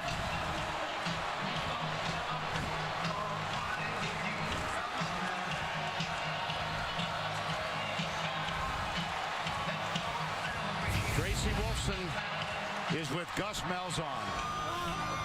Just this atmosphere right now, he can't even really hear what I'm saying, I'm sure. Yeah, but what can you say just 2 weeks in a row here at Jordan-Hare Stadium and coming out with this win so important? It's really unbelievable. I said earlier, if it's close, I thought we were going to win. Our guys are resilient, and I couldn't be more proud of right now. The biggest turnaround in SEC history, and now you're on your way to the SEC championship.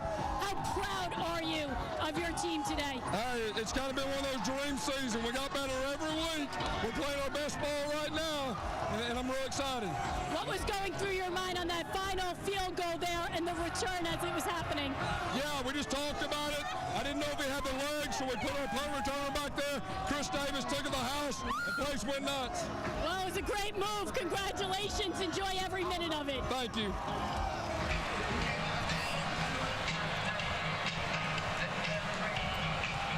How ironic that they put a second back on the clock.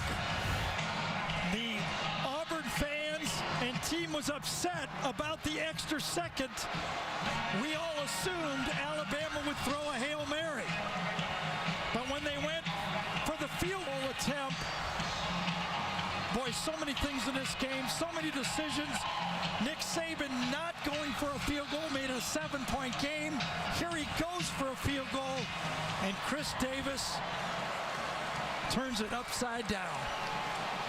Brandon Fultz got a great block on the return. Ryan Smith got a great block on the return. Jonathan Mincy makes the only tackle on Chris Davis on that play.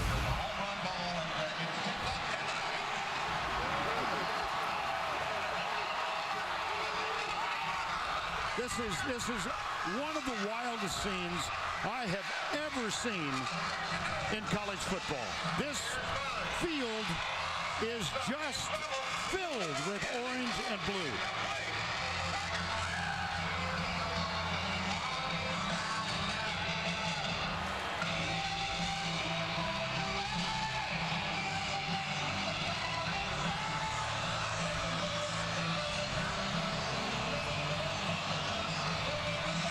Let's go down to Tracy, who's with Chris Davis. Well, Chris, they wanted to hoist you on their shoulders and carry you away, but I wouldn't allow them to. Gus Malzahn just said to us that he had a talk right before that field goal. What did he say to you guys? He just told us, you know, watch the fake. And Coach Cheese made the decision to put me back there and catch it. And when I caught it, I just ran, tried to make something happen for the team. What can you say about this turnaround, what you experienced last year in the Iron Bowl, and what you're experiencing now? You know, we just stayed together. We fought through adversity. You know, this team is relentless. And together was our thing coming into this year, and that's what we did. How much are you looking forward to that SEC championship game next week in Atlanta? We'll be looking forward to it. We're going to go this week and prepare for whoever we got to play. And we know it's going to be a tough game, but we'll pull it out. Good luck. Enjoy the moment right now. Thank you. And another look, Gary, from the high end zone camera of Chris Davis's return. His momentum almost took him out of bounds on the play. His left foot, then his right foot, one more. When he cuts, he doesn't put his heel down. The only guy that could have made the tackle was Robinson Parisi. Watch number 27. I thought he was going to catch his feet together. A long field goal attempt. I thought the most risky part was a block. I guess there were two risky parts. Two of the craziest endings in back-to-back games here I've ever seen. I don't think there's ever been a 2 weeks like this in Jordan-Hare.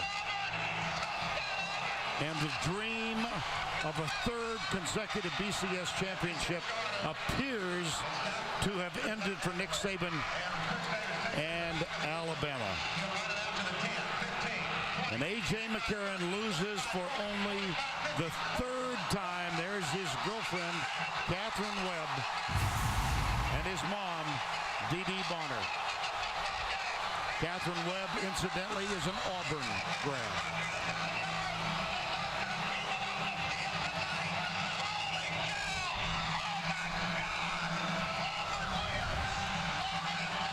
Well, we thought for a while that we might have a 99-yard pass for Alabama is the Napa Auto Parts play of the game. Guess what? Here is Rod Bramlett for the second time in 2 weeks with his call of the last play of the ball game. Well, I guess if this thing comes up short, he can field it and run it out. All right, here we go. 56-yarder. It's got, no, does not have the leg. And Chris Davis takes it in the back of the end zone. He'll run it out to the 10, 15, 20, 25, 30, 35, 40, 45, 50, 45. There goes Davis. Oh, my God. Davis is going to run it all the way back.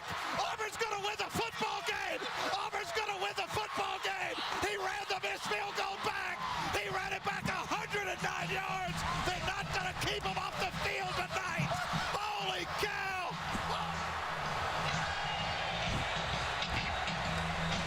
I think those are two terrific calls from Rob Bramlett tonight and 2 weeks ago on the prayer from Jordan-Hare. And just lost in all of this, that great decision that Nick Marshall made on the pass to Sammy Coates, the 99-yard touchdown pass, 15 or 20 different decisions by Nick Saban, and Gus Malzahn pulls it out. What a year coaching for Gus Malzahn.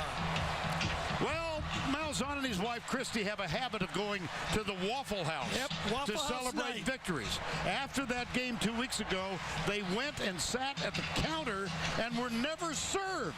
So they left. Guess what? There's a table reserved for Gus and Christy Malzahn tonight. Wow. For Gary Danielson and Tracy Wolfson, along with our guys in the truck, Greg Silver, Steve Milton, our leaders, our entire crowd. Vern Lundquist saying so long from Auburn. The final score, 34-28. Tigers win. Jeep postgame show is up next after these messages and a word from your local station.